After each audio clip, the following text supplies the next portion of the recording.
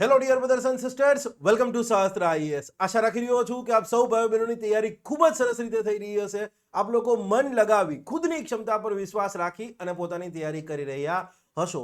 વિદ્યાર્થી મિત્રો, સ્પર્ધાત્મક પરીક્ષાની તૈયારી જ નહીં, તમે આગળ પાસ થઈ કોઈ પણ લેવલ ઉપર અધિકારી તરીકે કામ કરતા હશો, કોઈ પણ પ્રોજેક્ટમાં કામ કરતા હશો, દુનિયાને તમારા પર વિશ્વાસ હોય કે ના હોય, તમને ખુદને તમારા પર વિશ્વાસ હોવો જોઈએ. તમારામાંથી ઘણા બધા વિદ્યાર્થીઓના જ્યારે મને ફોન આવતા હોય છે રેગ્યુલર, ત્યારે એ લોકો કહેતા હોય છે, એક વાત કોમન છે કે સર ઘણી વખત એવું થાય છે કે ભાઈ એવો વિચાર આવે કે નહીં થાય. આ સ્પર્ધાત્મક પરીક્ષાની તૈયારી કરી રહ્યા છીએ, 2 વર્ષથી તૈયારી કરી રહ્યા છીએ, 3 વર્ષથી તૈયારી કરી રહ્યા છીએ, પ્રિલિમ નીકળી જાય છે, મેન્સ નીકળી જાય છે, ઇન્ટરવ્યુમાં ક્યાંક ને ક્યાંક એમ કહેવાય કે થોડું ઘણું વાંધો નથી આવતો, પણ ઓવરઓલ ફાઇનલ મેરિટમાં જોઈએ તો નામ નથી આવતું. તો ક્યારેક સર એવું લાગે છે કે હવે નહીં થાય અને હવે કોઈ બીજો રસ્તો અપનાવી દેવો જોઈએ. ત્યારે હું એટલું જ કહું છું કે જો આર્થિક નિર્વાહ તમારે કરવાની વાત હોય તો એના માટે જે સાઇડ વર્ક કરવું પડે એ કરી લેવાનું, બાકી તૈયારી મૂકવાની નથી. ગામને તમારા પર વિશ્વાસ હોય કે ના હોય કોઈ ફરક નથી પડતો, તમને ખુદને તમારા પર વિશ્વાસ હોવો જોઈએ. ઉપરવાળાને તમારા પર વિશ્વાસ છે કે નથી એનાથી એ કોઈ ફરક નથી પડતો. તમને ખુદને તમારા પર વિશ્વાસ હોવો જોઈએ. તમને ખુદને જો તમારા પર વિશ્વાસ નહીં હોય કે હું આ પરીક્ષા પાસ કરી લઈશ, હું આ પરીક્ષામાં ક્લિયર છે સારા મેરિટે પાસ થઈશ, તો પછી ઉપરવાળો તમને લેખિતમાં આપી દેશે ને તોય કશું નહીં થાય. અને આ નેગેટિવ વિચારો બધાને આવતા હોય છે. અગાઉ નેક્સ્ટ હવે જે ભરતીમાં વાત કરીએ તો જે વ્યક્તિ પણ ટોપર બનશે, કોઈ એ તો ઈશ્વરને જ ખબર છે કોણ ટોપ કરવાનું છે, કે અગાઉ જેને એક્ઝામો ટોપ કરેલી છે, પાસ થયેલા છે, બધાને પૂછશો, જો જેન્યુઇન વ્યક્તિ હશે તો જવાબ આપી જ દેશે કે હા ભાઈ નેગેટિવ વિચારો અમને આવતા હતા. તો આ બહુ કોમન વસ્તુ છે, ક્લિયર છે, આનાથી કોઈ ડરવાનું નથી. વિદ્યાર્થી મિત્રો, ઇન્ડિયન પોલિટી એન્ડ કોન્સ્ટિટ્યુશનની વાત કરીએ તો એમ કહી શકાય કે આપણે 127 લેક્ચર થઈ ચૂક્યા છીએ, ક્લિયર છે, અને લગભગ એમ રફલી ગણીએ તો 140 કલાકનું કન્ટેન્ટ થઈ ચૂક્યું છે. હજી બીજું ક્લિયર છે 70-80 કલાકનું કન્ટેન્ટ જે છે એ આવવાનું છે. સ્ટેપ બાય સ્ટેપ આપણે કન્ટેન્ટ હવે અપલોડ કરતા જઈશું. યસ, હવે જો સ્પેસિફિકલી વાત કરીએ તો સેક્શન જી આપણે પૂરો કરી ચૂક્યા છીએ. સેક્શન જી ની અંદર આપણે શું જોયું હતું તો કે સંવિધાનમાં સુધારાની અમેન્ડમેન્ટની પ્રોસેસ જોઈ હતી, પછી બેઝિક સ્ટ્રક્ચર ઓફ કોન્સ્ટિટ્યુશન એટલે શું એ જોઈ ગયા હતા, ડેમોક્રેટિક ફોર્મ ઓફ ગવર્મેન્ટની વાત કરી ચૂક્યા હતા, કે લોકતાંત્રિક સરકારની લાક્ષણિકતાઓ શું હોય એની વાત કરી ચૂક્યા હતા, ક્લિયર છે. એ ઉપરાંત આપણે ફેડરલ ફોર્મ ઓફ ગવર્મેન્ટ, ફેડરલિઝમની બહુ ડિટેલમાં વાત કરેલી હતી અને આપણે કીધું હતું કે ફેડરલિઝમ કેમ મહત્વનું છે. ફેડરલિઝમની સ્ટોરી જોયા પછી તમારામાંથી લગભગ બધા વિદ્યાર્થી ભાઈઓ બહેનોના મેસેજને ફોન આવ્યા હતા કે સર મજા આવી ગઈ, આ કન્ટેન્ટ ક્યાંથી લાવો છો? તો મેં કીધું હતું એમ, લેક્ચરમાં પણ કીધું હતું કે એનસીઆરટીસ કરું છું અને થોડો ક્લિયર છે સમયની સાથે એને બંધ બેસાડવાનો પ્રયત્ન કરું છું. મારા કોર્સની અંદર તમને 4 જ સોર્સ જોવા મળશે: એનસીઆરટીસ, લક્ષ્મીકાંત, ડીડી બાસુ, સુભાષ કશ્યપ. સુભાષ કશ્યપ સરની 2 બુકો છે, એક ઇન્ડિયન પોલિટિકલ સિસ્ટમ અને એક અવર કોન્સ્ટિટ્યુશન, આ બંને. બટ આ 4 વ્યક્તિ સિવાય હું કોઈ એટલે કોઈને પ્રિફર નથી કરતો. અને તમે મારું કન્ટેન્ટ જોઈને તમને ખ્યાલ આવી જ ગયો હશે કે હું લક્ષ્મીકાંતનું ગુજરાતી વર્ઝન નથી કરતો, ક્લિયર છે. લક્ષ્મીકાંત બુક ખૂબ જ સારી છે, પણ હવે જ્યારે તમે એક વસ્તુ વિચાર કરો, પબ્લિક સર્વિસ કમિશનની એક્ઝામ વર્ષોથી લેવાઈ રહી છે, ક્લિયર છે, તો કેટલા ક્વેશ્ચનો નીકળે, જેટલા ક્વેશ્ચનો નીકાળી શકાય એટલા નીકળી ચૂક્યા હશે. તો હવે એક્ઝામિનરના માથે પણ એક બર્ડન હોય કે કોઈ ક્વેશ્ચન રિપીટ ના થાય. સ્પેસિફિકલી જો આપણે યુપીએસસીની વાત કરીએ તો હવે તમારે ક્લિયર છે એક એનાલિટિકલ થિંકિંગ ડેવલપ કરવી જ પડશે, ક્લિયર છે. યસ, તો આ વસ્તુનું પણ તમે થોડું ધ્યાન રાખજો. અને જે લોકો કોર્સમાં છે એ તો બરાબર, પણ જે લોકો કોર્સમાં નથી એમના માટે કંઈક ખુશ ખબર છે. Let's begin the show.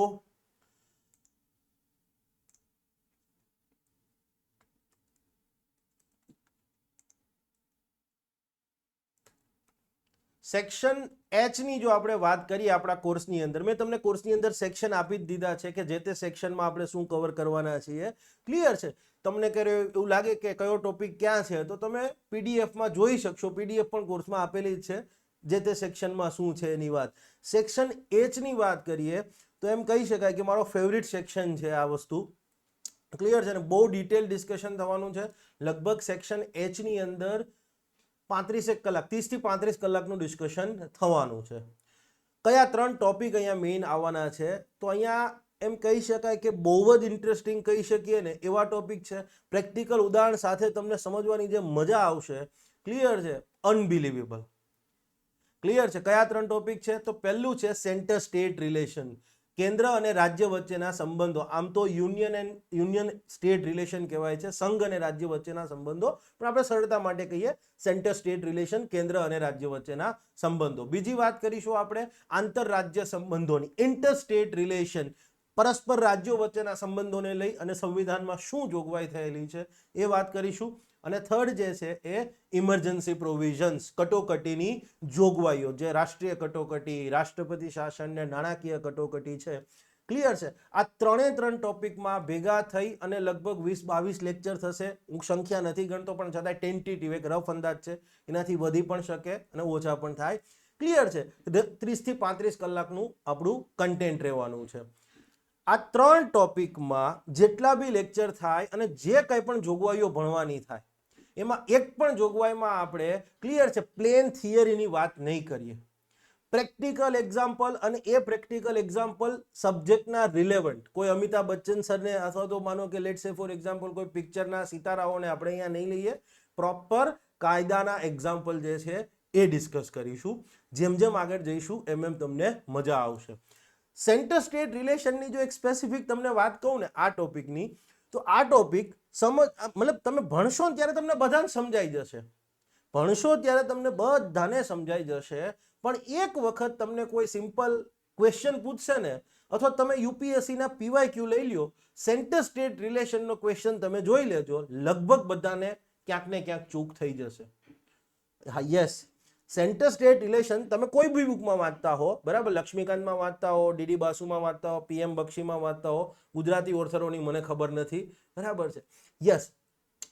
તો બધી જગ્યાએ તમને કદાચ એમ લાગશે કે હા ચલો સમજાઈ ગયું, પણ એક્ઝામમાં એટેમ્પ્ટ કરવા જશો, ક્લિયર છે, ત્યારે માનો કે સેન્ટર સ્ટેટ રિલેશનની વાત કરીએ, તમારામાંથી ઘણા બધા લોકો ઘણી બધી એકેડેમી, ઘણા બધા કોર્સિસમાં ભણતા હશે. કેન્દ્ર અને રાજ્ય વચ્ચેના સંબંધો, ધારાકીય સંબંધો, ક્લિયર છે, કારોબારી સંબંધો, નાણાકીય સંબંધો, ક્લિયર છે, યસ. હું તમને એક સિમ્પલ સવાલ પૂછું, ઇન્ટરવ્યુમાં તમને આવો સવાલ પૂછે કે જીએસટી સંઘ યાદી, રાજ્ય યાદી કે સમવર્તી યાદી, સંયુક્ત યાદી, યુનિયન લિસ્ટ, સ્ટેટ લિસ્ટ કે કોન્કરન્ટ લિસ્ટ, કેમાં આવે છે? તમારામાંથી લગભગ બધા એમ કહેશે કે આ જીએસટી તો સીજીએસટી ને એસજીએસટી છે, સમવર્તી યાદીમાં જ આવતું હશે. 3માંથી એકેય યાદીમાં નથી ભાઈ. યસ, હમણાં તાજેતરમાં જ સમજવા માટે નાણાં પંચની ગઠન થઈ ગયું છે, બરાબર, 16મા નાણાં પંચનું. તો તમને એમ પૂછે કે નાણાં પંચની કામગીરી શું છે, તો તમારામાંથી લગભગ બધા કહી દે કે ભાઈ નાણાં પંચ છે એ કેન્દ્ર સરકારના જે કરવેરાઓ છે એની એક ચોખ્ખી આવક છે, ક્લિયર છે, એનો કેટલો હિસ્સો રાજ્ય સંયુક્તપણે રાજ્યોને જશે ને કેટલો હિસ્સો કેન્દ્ર સરકારને રહેશે, એની બેઝિકલી એની ભલામણ કરે અને રાજ્યો વચ્ચે આ હિસ્સો, બરાબર છે, કઈ રીતે વહેંચણી થશે એની વાત કરે. પણ હવે તમને એમ પૂછે કે કેન્દ્ર સરકારના કયા કયા કરવેરાઓ જે છે એ કેન્દ્ર સરકારે નાણાં પંચની ભલામણના આધારે રાજ્યો સાથે વહેંચણી કરવા પડે. કેટલા લોકો તમે લખી શકશો? બરાબર ને, એમાં એક વિકલ્પ આપ્યો જ હશે, આઈજીએસટી, ઇન્ટરસ્ટેટ જીએસટી. હા, આ તો લે જ છે આઈજીએસટી, તો આઈજીએસટી ની આવક વહેંચણી થાય છે, ઓપ્શન તમે મારી દેશો ટીક, પણ એ નહીં આવે. જેમ જેમ આગળ જઈશું એમ એમ તમને ખ્યાલ આવશે. આટલો જ બેઝિક સવાલ હતો, બરાબર છે, કે જીએસટી કઈ યાદી હેઠળ આવે અને કયા કયા કેન્દ્ર સરકારના કયા કયા કરવેરાઓ એમને રાજ્ય સાથે વહેંચણી કરવા પડે છે, એપ્રોપ્રિએશન થાય છે. બહુ બેઝિક સવાલ છે, ક્લિયર છે. તો આ સેન્ટર સ્ટેટ રિલેશનની અંદર આપણે સ્ટેપ બાય સ્ટેપ ભણવાના છીએ, ઇન ડિટેલ ડિસ્કશન થશે. પહેલા આપણે સેન્ટર સ્ટેટ રિલેશન ભણીશું, પછી આપણે ઇમરજન્સી પ્રોવિઝન્સ ભણીશું, અને ત્રીજું આપણે ઇન્ટર સ્ટેટ રિલેશન ભણીશું. આમ તો પહેલું, બીજું, ત્રીજું આમ થવું જોઈએ, બટ નહીં, ક્લિયર છે. મને ખબર છે કે વિદ્યાર્થીઓને કઈ રીતે સરળતાથી સમજાવવું. ઓકે, હવે તમારામાંથી ઘણા બધા છોકરાઓ યુટ્યુબ પર એ લેક્ચર જોઈ રહ્યા હશે, આ લેક્ચર, તો એ એમ કહેતા હશે કે સાહેબ તમે આ આટલું બધું ભણાવવાના છો, 30-35 લેક્ચર તમે કીધું, ક્લિયર છે, તો અમને શું ફાયદો થવાનો છે? તો તમારા માટે એક સરપ્રાઈઝ છે કે આ 3 ટોપિકના જેટલા બી લેક્ચર થાય, ક્લિયર છે, જેટલા બી લેક્ચર થાય, ક્લિયર છે, 20 થાય, 22 થાય, 25 થાય, એ બધા તમને લોકોને યુટ્યુબ પર ડેઈલી બેઝિસ ઉપર અપલોડ કરવામાં આવશે. ડેઈલી એક લેક્ચર તમારા માટે અપલોડ થશે. ક્લિયર છે, ડેઇલી બેઝિસ ઉપર. એની લિંક જોતી હોય, ક્લિયર છે, તો આપણી ટેલિગ્રામ ચેનલમાં હું આપી દઈશ. ટેલિગ્રામ ચેનલની લિંક પણ હું ડિસ્ક્રિપ્શન બોક્સમાં મૂકી દઈશ. ક્લિયર છે, ત્યાંથી તમે એમાં જોઈન થઈ શકશો. ક્લિયર છે, અને ત્યાંથી ડેઇલી બેઝિસ ઉપર તમને આપણું કન્ટેન્ટ મળતું રહેશે. ક્લિયર છે. ઘણા બધા લોકો તો ઓલરેડી ટીડીઓ અને ઈશોની જે પરીક્ષા હતી એના ભાગરૂપે ઓલરેડી જોઈન છે, બટ જે લોકો નવા છે એમના માટે છે. ક્લિયર છે, ઓકે. તો ચલો પહેલાં આપણે વેરી ઇન્ટરેસ્ટિંગ સેન્ટર સ્ટેટ રિલેશન્સની વાત કરીએ. મેં કીધું એને ઓફિશિયલી સત્તાવાર રીતે તો શું કહેવામાં આવે છે? યુનિયન અને સ્ટેટ વચ્ચેના સંબંધો, સંઘ અને રાજ્ય વચ્ચેના સંબંધોની આપણે હવે શરૂઆત કરવા જઈ રહ્યા છીએ. ઓકે. અને આ ત્રણ ટોપિકની અંદર ક્લિયર છે, તમારે લોકોએ એક પણ બુકમાંથી કશું વાંચવાનું નથી. નો મેટર તમારી આગળ કોઈ બુક હશે, ક્લિયર છે, તો માનો કે તમે લક્ષ્મીકાંત વાંચો તો હું અહીંયા જે ભણાવીશ એ બધું લક્ષ્મીકાંતમાંથી નહીં હોય. કંઈક વસ્તુ એક્સ્ટ્રા હશે. એક્ઝામ્પલ તો પ્રેક્ટિકલ એક્ઝામ્પલ તો એક્સ્ટ્રા જોવાના છે. તો મારી એક તમને એડવાઇસ છે, જે લોકો યુટ્યુબ પર જોઈ રહ્યા છે, કે આ 20-25 લેક્ચરની એક સરસ નોટ બનાવી દેજો. ક્લિયર છે, કાયમી માટે કામ લાગશે. અને મારું આ કન્ટેન્ટ તમને જીપીએસસી નહીં, હું યુપીએસસીની લેખિત ગેરંટી આપી શકું એમ છું. ક્લિયર છે, મેઇન એના માટે જ મારી આખી આ મહેનત છે. ક્લિયર છે, ઓકે. ચલો, તો સંઘ અને રાજ્ય વચ્ચેના સંબંધોની શરૂઆત કરીએ છીએ. લગભગ એમ કહી શકીએ કે આ 10 લેક્ચર તો મિનિમમ થશે. જોઈએ સ્ટેપ બાય સ્ટેપ. ઓકે. સંઘ અને રાજ્ય વચ્ચેના સંબંધો. હવે પહેલો પ્રશ્ન એ થાય કે આ સંઘ અને રાજ્ય વચ્ચેના સંબંધોમાં આપણે શેનો અભ્યાસ કરવાનો થાય? એમાં ભણવાનું શું આવે? સંઘ અને રાજ્ય વચ્ચેના સંબંધોની વાત કરીએ છીએ, તેમાં ભણીશું શું? તો કદાચ તમે લોકોએ બુક વાંચેલી હશે તો કહેશો સાહેબ ધારાકીય સંબંધો, કારોબારી સંબંધો, નાણાકીય સંબંધો. તો જો ભાઈ તમારે એ પ્રકારે ગોખણપટ્ટીની આદત હોય તો આ લેક્ચર જ નથી. એકદમ પ્રેક્ટિકલ સમજૂતીથી વાત કરીશું. તો હું એક લાઈનમાં વાત કહું, બરાબર છે, આપણે અગાઉ કોર્સમાં જોઈ ચૂક્યા છીએ એ શબ્દ. ક્લિયર છે, પાવર શેરિંગ. ક્લિયર છે, મેં ડિટેલમાં સમજાવેલું હતું ફેડરલિઝમ વખતે. તો સંઘ અને રાજ્ય વચ્ચેના સંબંધોની જ્યારે આપણે વાત કરીએ છીએ ત્યારે આપણે મેઇન જો વાત કરવાની હોય તો મુખ્યત્વે પાવર શેરિંગની જ વાત કરીએ છીએ. મુખ્યત્વે પાવર શેરિંગ. હવે આ પાવર શેરિંગ શું છે જોઈએ. સંઘ અને રાજ્ય વચ્ચેના સંબંધોનો અભ્યાસ એ મુખ્યત્વે પાવર શેરિંગનો અભ્યાસ છે, સત્તાઓની વહેંચણીનો અભ્યાસ છે. હવે અહીંયા શું કહેવા માંગે છે, સ્ટેપ બાય સ્ટેપ જોઈએ.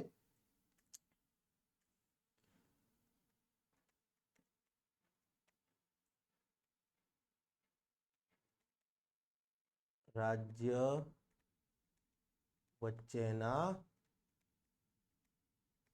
સંબંધોનો અભ્યાસ. એમાં મેં કીધું મેઇન શું આવશે તો કે પાવર શેરિંગ આવશે. પણ સાહેબ ક્યાંથી પાવર શેરિંગ, શું પાવર શેરિંગ? તો સિમ્પલ છે. ભારતનું બંધારણ છે એ કેવું બંધારણ છે તો કે ભાઈ ભારતનું બંધારણ છે એ સંઘીય બંધારણ છે, સંઘીય માળખાવાળું ફેડરલ કોન્સ્ટિટ્યુશન છે. આપણે એવું કહીએ છીએ. યસ, ભારતનું સંવિધાન કેવા પ્રકારનું છે તો કે સંઘીય બંધારણ, ફેડરલ કોન્સ્ટિટ્યુશન. હવે ફેડરલ કોન્સ્ટિટ્યુશનનો મિનિંગ શું નીકળે? મેં તમને અગાઉ લગભગ આપણા 127 લેક્ચરમાંથી 50 લેક્ચરમાં આ શબ્દ હું બોલ્યો હોઈશ. સંઘીય બંધારણ એટલે શું તો કે સિમ્પલી સંઘ અને રાજ્યો વચ્ચે સત્તાઓની વહેંચણી થયેલી હોય. કેન્દ્ર સરકાર અને રાજ્ય સરકાર બંને પોતાની સત્તાઓ સંવિધાનમાંથી મેળવતી હોય. રાજ્ય સરકાર પોતાની સત્તાઓ કેન્દ્ર સરકાર પાસેથી નહીં પરંતુ સીધી સંવિધાનમાંથી મેળવતી હોય, એને કહેવાય સંઘીય બંધારણ. ક્લિયર છે?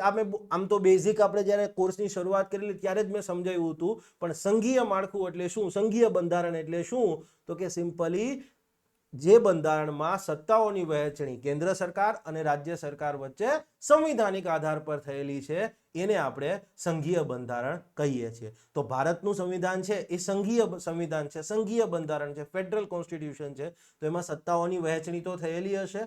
કોની કોની વચ્ચે?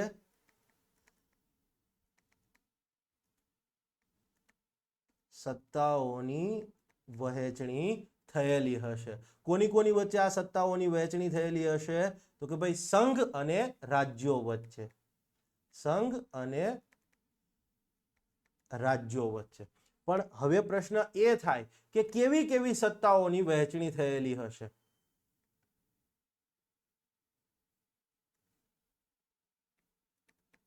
કેવી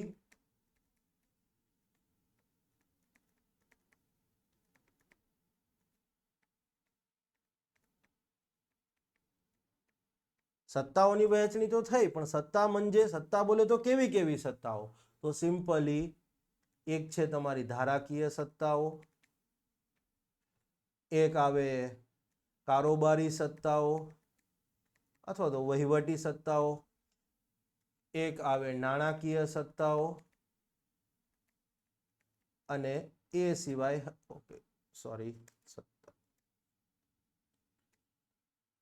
અને ચોથી આવે છે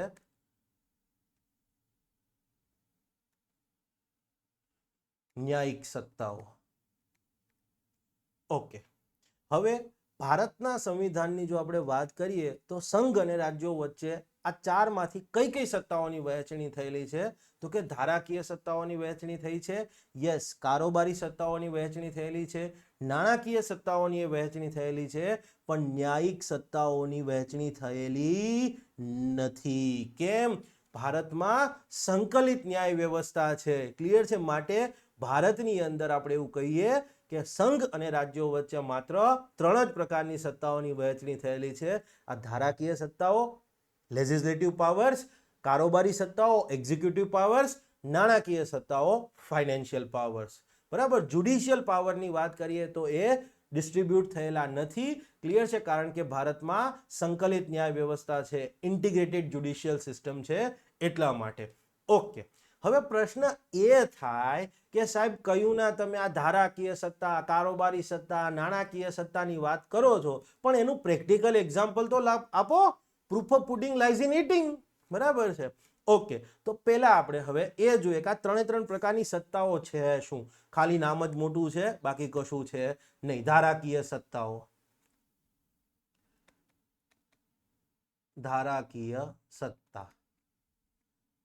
હવે ધારાકીય સત્તા એટલે શું? તો કે સિમ્પલી કાયદો ઘડવાની સત્તા.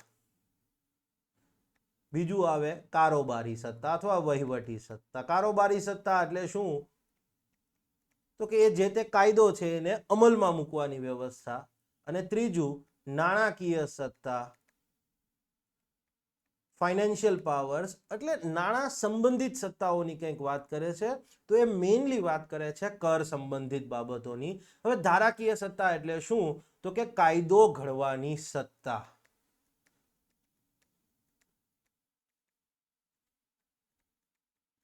હવે તમને એમ કે સંઘ અને રાજ્યો વચ્ચે ધારાકીય સત્તાઓની વહેંચણી, તો એ શું કહે છે? તો સિમ્પલ ત્યાં એવું કહેવા માંગે છે કે જે તે વિષય ઉપર કાયદો કોણ બનાવશે? ખેતી ઉપર કાયદો કોણ બનાવશે? ક્લિયર છે? વિદેશી સંબંધો પર કાયદો કોણ બનાવશે? ટેલિકોમ્યુનિકેશન પર કાયદો કોણ બનાવશે?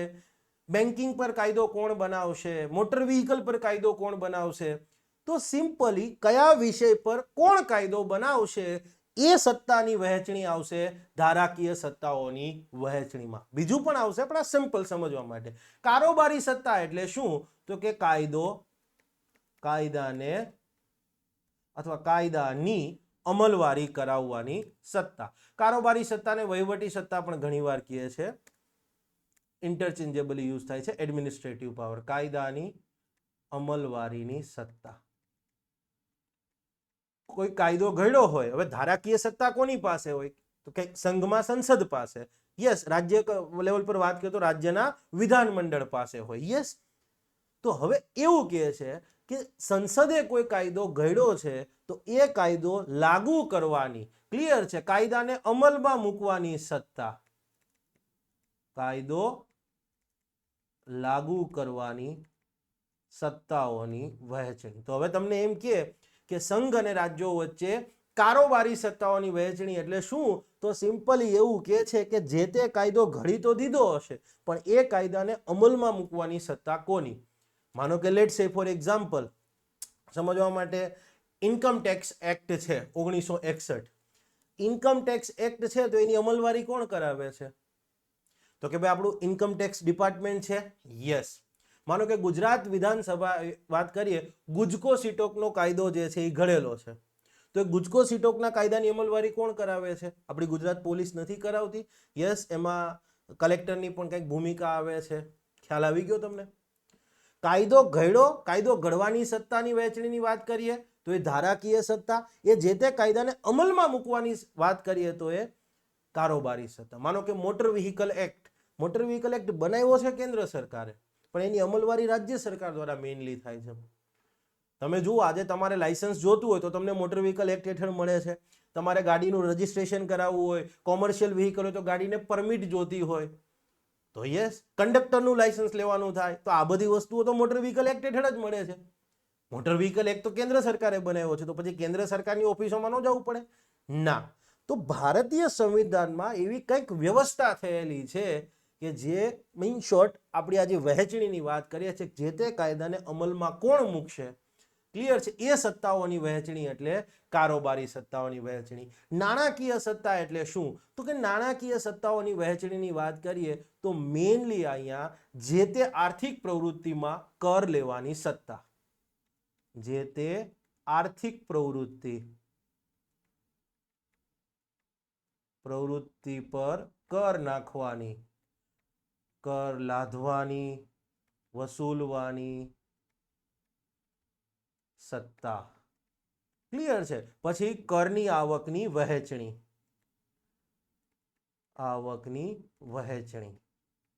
યસ. પછી નાણાંની અંદર બીજું શું આવે તો કે કંઈક ઋણ લેવાની એ વાત આવે. યસ. તો આ બધી બાબતો જે છે એ આપણે કેન્દ્ર અને રાજ્ય વચ્ચે, સંઘ અને રાજ્ય વચ્ચે, બે શબ્દોમાં કદાચ ક્યાંક માંથી કેન્દ્ર બોલાય જાય, ક્યાંક સંઘ બોલાય તો તમારે કોઈ કન્ફ્યુઝ નથી થવાનું, સેમ જ રહેવાનું છે. તો સંઘ અને રાજ્ય વચ્ચેના સંબંધો એટલે શેની વાત કરે છે? તો સિમ્પલી એ પાવર શેરિંગની વાત કરે છે કે ભારતીય સંવિધાન અંતર્ગત સંઘ અને રાજ્યો વચ્ચે જે ધારાકીય સત્તાઓની વહેંચણી થઈ છે, જે કારોબારી સત્તાઓની વહેંચણી થઈ છે અને જે નાણાકીય સત્તાઓની વહેંચણી થઈ છે, તો એ કયા પ્રકારે થઈ છે એનો અભ્યાસ આપણે આવશે સંઘ અને રાજ્યો વચ્ચેના સંબંધના અભ્યાસની અંદર. ક્લિયર છે?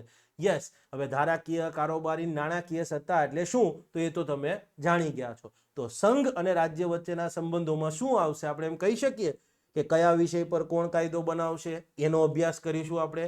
એ જે તે કાયદો બનાવ્યો હશે કેટલા વિસ્તારમાં લાગુ થશે એનો અભ્યાસ કરીશું. યસ. એ જે તે કાયદાની અમલવારી કોણ કરાવશે, ક્લિયર છે, એનો અભ્યાસ કરીશું. જે તે આર્થિક પ્રવૃત્તિ છે, ક્લિયર છે, તો આ માણસની વ્યક્તિગત આવક છે આપણી ખેતી સિવાયની કોઈ આવક છે તો એની ઉપર કેન્દ્ર સરકાર ટેક્સ લે છે. ક્લિયર છે? યસ. જીએસટી છે તો એ કેન્દ્ર અને રાજ્ય બેય લે છે. તો આવું કેમ? તો આ બધી જોગવાઈઓનો જ આપણે અભ્યાસ કરવાનો છે. બહુ ઇન્ટરેસ્ટિંગ બની રહેવાનું છે. જે લોકો મારી પાસે ટીડીઓમાં અને ઈશોમાં ભણી ગયા છે, ક્લિયર છે, એમને હું એક વસ્તુ કહીશ કે તમારા ટીડીઓ અને ઈશો જે ભણાવ્યા ને, બરાબર, એમાં ક્લિયર છે, પ્રેક્ટિકલ એક્ઝામ્પલ ગમે ત્યાંથી ગોતવાનું, પ્રોપર પ્રેક્ટિકલ એક્ઝામ્પલ ગોતવાનું, ક્લિયર છે, એ આદત પડી ગઈ છે અને એ બદલે વિદ્યાર્થીઓનો જ આપણે આભાર માની શકીએ. ઓકે, તો આટલી વાત થઈ ચૂકી. ઓકે,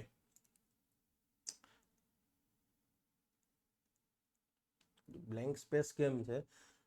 ન્યાયિક સત્તાઓની વહેંચણી થયેલી નથી. હવે બીજી એક વસ્તુ છે, ક્લિયર છે, સ્ટેટમેન્ટ મેં લખ્યું હશે. હા, જુઓ, ભારતીય સંવિધાનની વાત કરીએ તો ભારતીય સંવિધાનમાં સંઘને જે સત્તા આપવામાં આવી છે, સંઘને જે ક્ષેત્રમાં, કેન્દ્ર સરકારને જે ક્ષેત્રમાં સત્તા આપી છે એ ક્ષેત્રમાં કેન્દ્ર સરકાર સર્વોપરી છે. રાજ્ય સરકારને જે ક્ષેત્રમાં જે વિષયોના સંબંધમાં સત્તા આપી છે, રાજ્ય સરકાર એમાં પણ સર્વોપરી છે.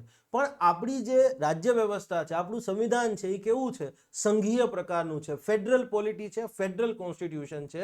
તો આપણે ફેડરલ પોલિટીની વાત કરીએ, સંઘીય વ્યવસ્થાની વાત કરીએ તો એ અસરકારક રીતે કામ કરી શકે, ક્લિયર છે, એ સફળ બની શકે એ માટે સંઘ અને રાજ્ય સરકારો જે છે એમની વચ્ચે કોઓપરેશન, આંતર સહકાર હોવો જોઈએ, એક સુમેળભર્યા સંબંધો હોવા જોઈએ, પરસ્પર વિશ્વાસનું વાતાવરણ હોવું જોઈએ. ક્લિયર છે? અને આ વિશ્વાસનું વાતાવરણ કેટલીક પરિસ્થિતિઓમાં, ક્લિયર છે, ડામાડોળ થઈ જતું હોય છે. જેમ કે તોડજોડની સરકારની રાજનીતિ કરવામાં આવે, ગવર્નર રાજકીય રીતે પોતાની કામગીરી કરતા હોય, એજન્સી કેન્દ્રીય એજન્સીનો દુરુપયોગ થાય, ક્લિયર છે, ત્યારે આ આંતર સહકાર, સુમેળ અને પરસ્પર વિશ્વાસની જ્યારે આપણે વાત કરીએ છીએ એમાં ક્યાંક ને ક્યાંક ચૂક થતી હોય એવું લાગે છે. ક્લિયર છે. અને મને એવું દેખાય છે આ વખતની એક્ઝામોમાં જીપીએસસીમાં કદાચ ફેડરલિઝમ પર કાંઈક એકાદો એસે બેસે આવી શકે, કારણ કે બહુ એટલે બહુ બહુચર્ચિત મુદ્દો છે. ક્લિયર છે. ખાસ કરીને મહારાષ્ટ્રમાં જે ઓપરેશન થયું, કથિતપણે ઓપરેશન લોટસ, અગેન એ ફેડરલિઝમ રિલેટેડ હતું, એન્ટી ડિફેક્શન લોમાં પણ હતું, પણ મેઇન ફેડરલ રિલેશનની વાત સંબંધોની, કેન્દ્ર અને રાજ્ય વચ્ચેના સંબંધોની વાત કરી. બિહારમાં તાજેતરમાં થયું તો એ પણ એ છે. ક્લિયર છે. મણિપુર છે તો એ પણ આપણે અહીંયા ક્યાંક ને ક્યાંક વસ્તુની રિલેટેડ આવશે, જોઈશું કટોકટીમાં. તો આ વખતે જીપીએસસીમાં મને એવું દેખાય છે કે ફેડરલિઝમ પર ક્યાંક તમને જોવા મળશે, પ્રશ્ન જોવા મળે, એસે પણ જોવા મળી શકે છે. ઓકે, હવે આપણે વાત કરીશું કેન્દ્ર અને રાજ્ય વચ્ચેના, સંઘ અને રાજ્ય વચ્ચેના ધારાકીય સંબંધો. પહેલો પ્રશ્ન આપણી પાસે એ આવે કે સંઘ અને રાજ્ય વચ્ચેના ધારાકીય સંબંધો એટલે શું, અથવા તો આ ધારાકીય સંબંધોમાં કઈ બાબતનો અભ્યાસ કરવાનો થાય.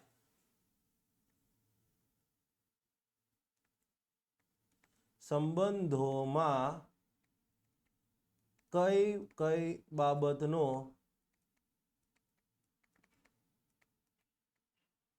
અભ્યાસ કરવાનો થાય. અને હું જે કંઈ પણ બોલું છું, બરાબર, જે કંઈ પણ સમજાવ્યું છે એ બધું મેં લખીને આપેલું છે, તો ચિંતા ન કરતા. ચાલુ લેક્ચરમાં કોઈએ નોટ ડાઉન કરવાની જરૂરિયાત નથી. તો પહેલો પ્રશ્ન આપણો એ બન્યો કે સાહેબ આપણે ધારાકીય સંબંધોની વાત કરીએ છીએ સંઘ અને રાજ્ય વચ્ચેના, તો આ ધારાકીય સંબંધમાં આપણે કઈ બાબતનો અભ્યાસ કરવાનો થાય. ક્લિયર છે. તો સિમ્પલી ધારાકીય સંબંધોમાં મેઇન બાબત શું છે, તો કે સંઘ અને રાજ્યો વચ્ચે ધારાકીય સત્તાઓની વહેંચણી. સંઘ અને રાજ્ય વચ્ચે, સંઘ અને રાજ્ય વચ્ચે ધારાકીય સત્તાની વહેંચણી, લેજિસ્લેટિવ પાવરનું ડિસ્ટ્રીબ્યુશન, મેઇન આપણે આ વસ્તુનો અભ્યાસ કરવાનો થાય.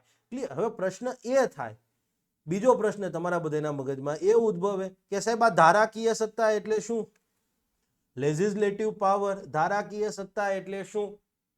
તો ઓલરેડી મેં કીધું કે કાયદો ઘડવાની સત્તા.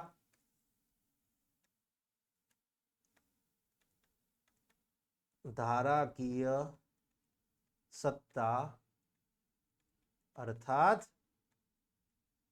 કાયદો ઘડવાની સત્તા.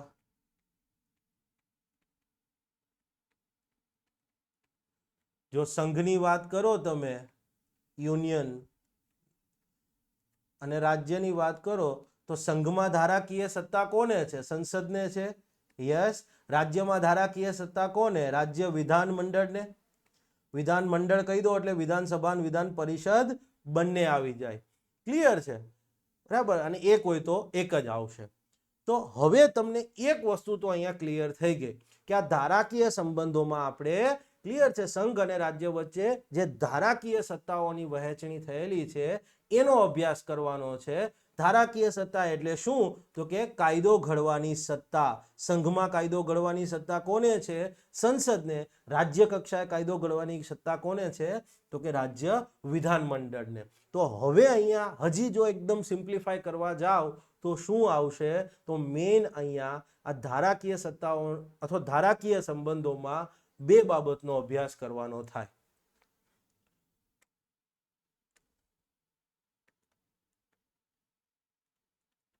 સંઘ એન્ડ રાજ્ય વચ્ચેના ધારાકીય સંબંધોમાં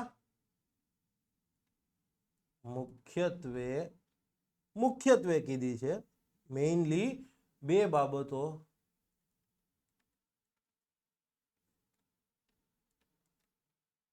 અભ્યાસ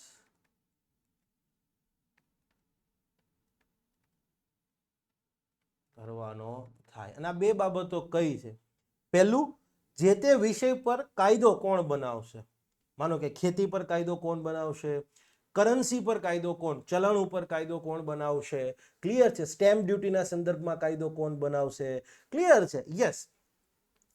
તો પહેલી છે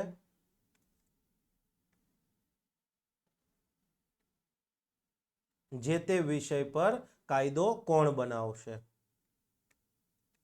જે તે વિષયના સંબંધમાં કાયદો કોણ બનાવશે. યસ. ખેતી પર કોણ બનાવશે મેં કીધું એમ. ક્લિયર છે? માનો કે લેટ્સ સે ફોર એક્ઝામ્પલ આવકવેરાના સંબંધમાં કાયદો કોણ બનાવશે, ફોરેન રિલેશનના સંદર્ભમાં કાયદો કોણ બનાવશે, ડિફેન્સના સંદર્ભમાં કાયદો કોણ બનાવશે, કાયદો અને વ્યવસ્થાના સંદર્ભમાં કાયદો કોણ બનાવશે. ક્લિયર છે? શિક્ષણ પર કાયદો કોણ બનાવશે, ફોરેસ્ટના સંદર્ભમાં કાયદો કોણ બનાવશે. તો આ બધાનો અભ્યાસ આપણે હવે ક્લિયર છે આ ધારાકીય સંબંધોમાં કરવાનો છે. અને બીજું છે કે આવો કાયદો કેટલા વિસ્તારમાં લાગુ થશે. આવો કાયદો મતલબ સંસદ અથવા રાજ્ય વિધાન મંડળે જે કાયદો બનાવ્યો છે એ કેટલા વિસ્તારમાં લાગશે, કેટલા વિસ્તાર પર એને ક્લિયર છે ઇમ્પ્લિમેન્ટ કરવામાં આવશે. મેઇનલી આ બે બાબતોનો અભ્યાસ આપણે કરવાનો હોય છે. હવે જો તમે જુઓ તો દુનિયાના અલગ અલગ ઘણા બધા ફેડરલ કોન્સ્ટિટ્યુશન છે. માનો કે અમેરિકન કોન્સ્ટિટ્યુશન છે એ ફેડરલ છે, ઓસ્ટ્રેલિયન કોન્સ્ટિટ્યુશન છે એ ફેડરલ છે, કેનેડિયન કોન્સ્ટિટ્યુશન છે એ પણ ફેડરલ છે, અને ભારતનું બંધારણ છે એ પણ સંઘીય ફેડરલ કોન્સ્ટિટ્યુશન જ છે. તો દુનિયાના જે કોઈ પણ ફેડરલ કોન્સ્ટિટ્યુશન છે એની માફક ભારતના આપણા ફેડરલ કોન્સ્ટિટ્યુશન સંઘીય સંવિધાનની અંદર પણ ધારાકીય સંબંધો જે છે એની સંઘ અને રાજ્ય વચ્ચે જે વહેંચણી થયેલી છે એ મુખ્યત્વે બે બાબતોને અનુલક્ષીને થયેલી છે. અગેન થોડું કોમ્પ્લેક્સ છે કે સિમ્પલી ચાલો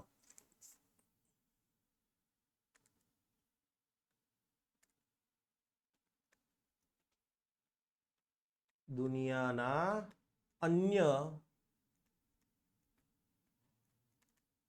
સંઘીય ફેડરલ સંવિધાનની માફક ભારતીય સંવિધાન અન્વયે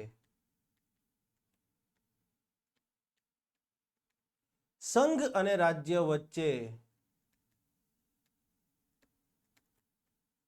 અથવા કેન્દ્ર અને રાજ્ય વચ્ચે ધારાકીય સત્તાઓની વહેંચણી, કાયદો ઘડવાની સત્તાઓની વહેંચણી, ધારાકીય સત્તાઓની વહેંચણી બે બાબતોને અનુલક્ષીને અથવા બે બાબતોના સંદર્ભમાં કરવામાં આવી છે. કઈ બે બાબતો છે તમે જાણો જ છો. અનુલક્ષીને કરવામાં આવી છે. કઈ બે બાબત? એક છે સબ્જેક્ટ ઓફ લેજિસ્લેશન, ક્લિયર છે, કાયદાનો વિષય, કાયદાનો વિષય, અને બીજું છે કાયદાનું અધિકાર ક્ષેત્ર. આ શું કહેવા માંગે છે? શબ્દ જ મોટો છે. કાયદાનો વિષય એટલે જે તે વિષય પર કાયદો કોણ બનાવશે, ક્લિયર છે એ વાત. અને કાયદાનું અધિકાર ક્ષેત્ર એટલે કાયદો કેટલા વિસ્તારમાં લાગુ થશે. ચલો પ્રાદેશિક અધિકાર ક્ષેત્ર એવું લખીએ. તો પહેલી વસ્તુ આપણે કીધું સંઘ અને રાજ્ય વચ્ચે, કેન્દ્ર અને રાજ્ય વચ્ચેના ધારાકીય સંબંધો. કેન્દ્ર અને રાજ્ય વચ્ચેના ધારાકીય સંબંધોમાં શું આવે તો કે ભાઈ આ બંને વચ્ચે ધારાકીય સત્તાઓની વહેંચણી કયા પ્રકારે થયેલી છે એ ક્લિયર છે. ધારાકીય સત્તા એટલે શું તો કે કાયદો ઘડવાની સત્તા. ક્લિયર છે. અને યસ, આપણે જ્યારે ધારાકીય સંબંધોની વાત કરીએ તો બે બાબતનો અભ્યાસ કરવાનો થાય. એક કીધી એમ કે કયા વિષય પર કોણ કાયદો બનાવશે, સબ્જેક્ટ ઓફ લેજિસ્લેશન, ક્લિયર છે. અથવા તો કાયદાના વિષયો, અને બીજું આ જે તે કાયદો છે એ કેટલા વિસ્તારમાં લાગુ થશે, કાયદાનું પ્રાદેશિક અધિકાર ક્ષેત્ર. આ બંને પોઈન્ટ જે છે એ સેમ જ છે, પણ જસ્ટ ખાલી ક્લિયર છે, થોડું સોફેસ્ટિકેશન યુઝ થયું છે. ક્લિયર છે? ઓકે.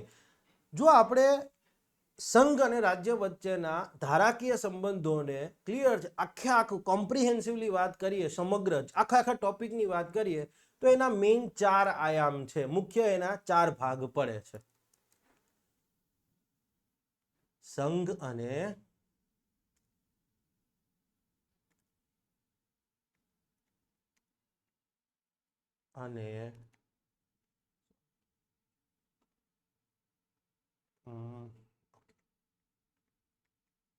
સંઘ અને રાજ્ય વચ્ચેના ધારાકીય સંબંધો, legislative relation between union and state. આ આખા ટોપિકને આપણે 4 ભાગમાં વિભાજિત કરી શકીએ. એમ કહેવાય કે તમારે એકદમ સરળ સમજૂતી જોતી હોય, બેસ્ટ વેથી જોતી હોય, તો એના 4 જ વસ્તુ તમારે સમજવાની છે, અને બહુ એટલે બહુ ઇઝી છે. હા, પણ એક્ઝામમાં જોઈએ છીએ ને તો ત્યાં થોડું પ્રોબ્લેમ થઈ જાય છે, ખબર નહીં કેમ કાચું કપાઈ જાય છે છોકરાઓને. પહેલી વાત, ઓકે, 2 આયામ તો આપણે જોઈ જ ચૂક્યા છીએ. ક્લિયર છે? કયા કયા? તો કે ભાઈ કાયદાનું પ્રાદેશિક અધિકાર ક્ષેત્ર.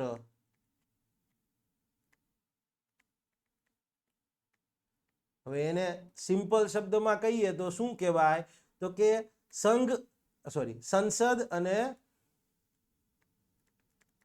સંસદ કે રાજ્ય વિધાન મંડળે બનાવેલ કાયદો કેટલા વિસ્તારમાં લાગુ થશે.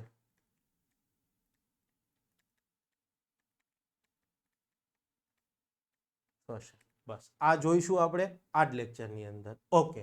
બીજો આયામ શું છે? તો બીજો આયામ છે સબ્જેક્ટ ઓફ લેજિસ્લેશન, કાયદાની વિષય વસ્તુ. હવે જો એને સરળ શબ્દમાં લખવું હોય તો શું લખાય? તો કે કયા વિષય પર સંસદ કાયદો બનાવશે, કયા વિષય ઉપર રાજ્ય વિધાન મંડળ કાયદો બનાવશે. કયા વિષય પર સંસદ કાયદો બનાવશે,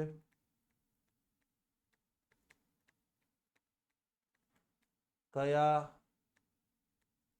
વિષય પર રાજ્ય વિધાન મંડળ, અને કયા વિષય પર બંને. આ બધી બાબતોને આપણે જોઈશું. સંઘ અને રાજ્ય વચ્ચેના ધારાકીય સંબંધો, એનો જે સેકન્ડ પાર્ટ કીધો કાયદાની વિષય વસ્તુમાં. યસ. ત્રીજો પાર્ટ આપણે કહી શકીએ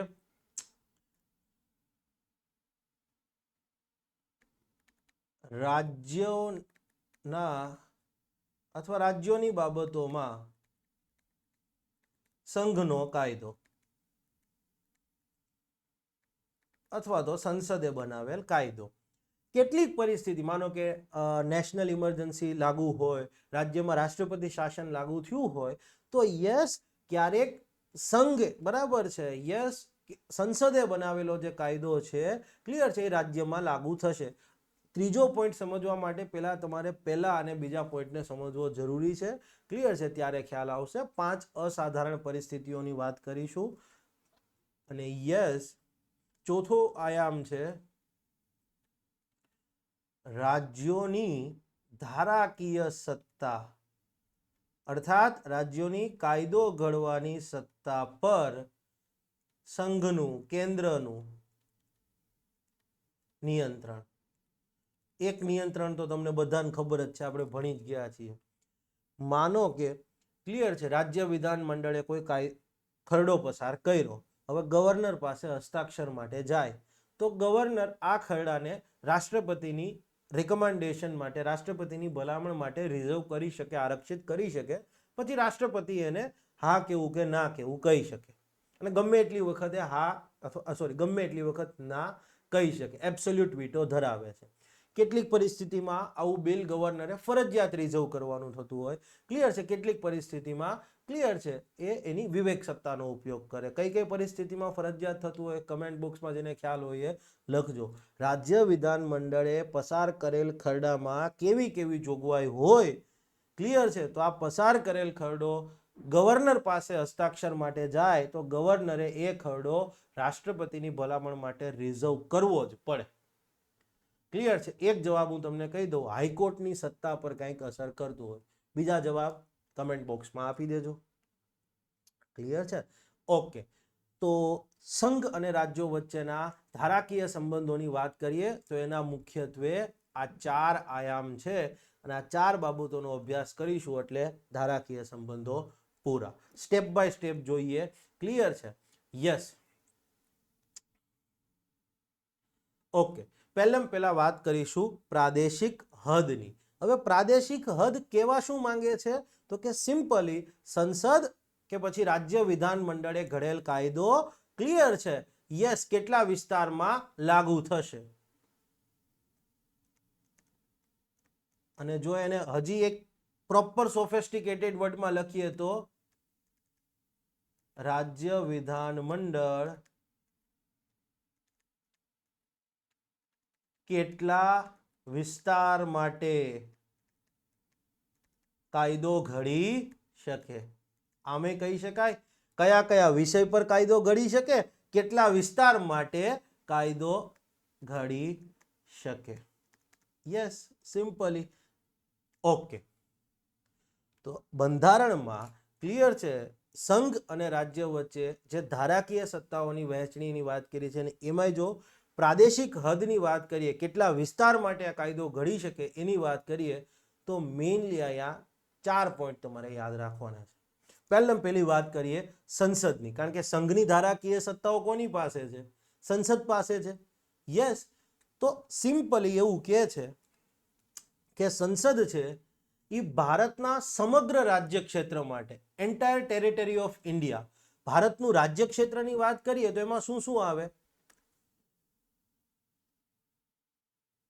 ભારતના રાજ્ય ક્ષેત્રની જો આપણે વાત કરતા હોઈએ તો ભારતના રાજ્ય ક્ષેત્રમાં શું આવે? રાજ્યો આવે, યસ, પ્લસ સંઘ પ્રદેશો આવે, પ્લસ બીજું શું આવે તો કે ભવિષ્યમાં ભારતમાં ભેળવવામાં આવે એવા પ્રદેશો. ભવિષ્યમાં ભારતમાં ભેળવવામાં આવે તેવા પ્રદેશો અથવા ભવિષ્યમાં જેનું સંપાદન કરીને ભારતમાં ભેળવવામાં આવે એવા પ્રદેશો. ક્લિયર છે? Acquired territories. તો સંસદ છે એ ભારતના સમગ્ર રાજ્ય ક્ષેત્ર માટે કાયદો ઘડી શકે અથવા તો આ રાજ્ય ક્ષેત્રના કોઈક ભાગ માટે પણ કાયદો ઘડી શકે. સંસદને સત્તા છે કે આખા ભારતના રાજ્ય ક્ષેત્ર માટે એને કાયદો ઘડવો કે પછી ક્લિયર છે એને ભારતના રાજ્ય ક્ષેત્રના કોઈ એક ભાગ કે અમુક ભાગ માટે કાયદો ઘડવો. ક્લિયર? તો વિસ્તારની વાત થઈ ગઈ. સંઘે બનાવેલો કાયદો અથવા તો સંઘમાં વાત કરીએ તો સંસદ જ આવશે. સંસદે બનાવેલો કાયદો આખા ભારતના રાજ્ય ક્ષેત્રમાં લાગુ થઈ શકે કે પછી એના અમુક ભાગમાં લાગુ થતો હોય. માનો કે વાત કરીએ મોટર વ્હીકલ એક્ટની, આખા દેશમાં લાગુ છે ને. મોટર વ્હીકલ એક્ટ સંસદે જ બનાવ્યો છે, સમગ્ર દેશમાં લાગુ છે. યસ. તો સામે તમે જુઓ AFSPA, armed forces special power act, દેશના અમુક ભાગમાં જ લાગુ છે, સમગ્ર દેશમાં, રાજ્ય ક્ષેત્રમાં, સોફિસ્ટિકેટેડ વર્ડ અથવા નહીં, યસ, દેશના અમુક ભાગમાં. ક્લિયર? તો સંસદ ભારતના સમગ્ર રાજ્ય ક્ષેત્ર માટે કાયદો ઘડી શકે કે એના કોઈ ભાગ માટે પણ કાયદો ઘડી શકે છે. આ થઈ એને કેટલા વિસ્તારમાં કાયદો ઘડી શકે એની વાત. ઓકે. હવે રાજ્યમાં કાયદો ઘડવાની સત્તા કોને? રાજ્ય વિધાનમંડળને. તો રાજ્ય વિધાનમંડળ કેટલા વિસ્તાર માટે કાયદો ઘડી શકે? તો રાજ્ય વિધાનમંડળ છે એ રાજ્યના સમગ્ર વિસ્તાર માટે અથવા તો એના કોઈ ભાગ માટે કાયદો ઘડી શકે. ક્લિયર છે? માનો કે ગુજરાત રાજ્યનું વિધાનમંડળ, આપણે તો અહીં ખાલી વિધાનસભા જ છે, તો ગુજરાત રાજ્યની વિધાનસભા છે એ ક્લિયર છે આખા ગુજરાત રાજ્ય માટે કે પછી ગુજરાત રાજ્યના કોઈ ભાગ માટે કાયદો ઘડી શકે. ઉદાહરણ તરીકે આપણે ગુજરાત જીએસટી એક્ટ જે છે તો એ સમગ્ર ગુજરાત રાજ્યમાં છે. સમગ્ર ગુજરાત રાજ્યમાં. પણ એ જ રીતે તમે એક શબ્દ સાંભળ્યું હશે, ડિસ્ટર્બ્ડ એરિયા એક્ટ, અશાંત ધારો.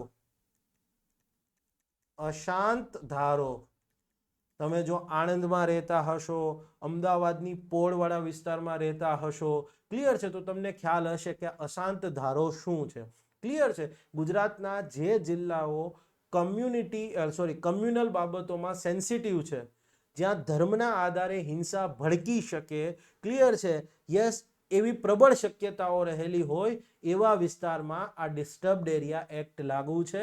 અને ડિસ્ટર્બ્ડ એરિયા એક્ટની અંદર વાત કરો, ક્લિયર છે, તો એક જે વિસ્તાર હોય એમાં પર્ટિક્યુલર કમ્યુનિટીના લોકોને પ્રોપર્ટી ટ્રાન્સફર ના કરી શકાય, અથવા તો માનો કે કોઈ એક બીજી કમ્યુનિટીની બહુમતી છે ત્યાં, બરાબર છે, યસ. અને જો હું બહુ સ્પેસિફિકલી વાત કરું, આ મને કોઈ એટલે કોઈ નાત જાત કે ધર્મ સાથે લેવા દેવા નથી, પણ આ તમારી સમજૂતી માટે છે, સમજવા માટે.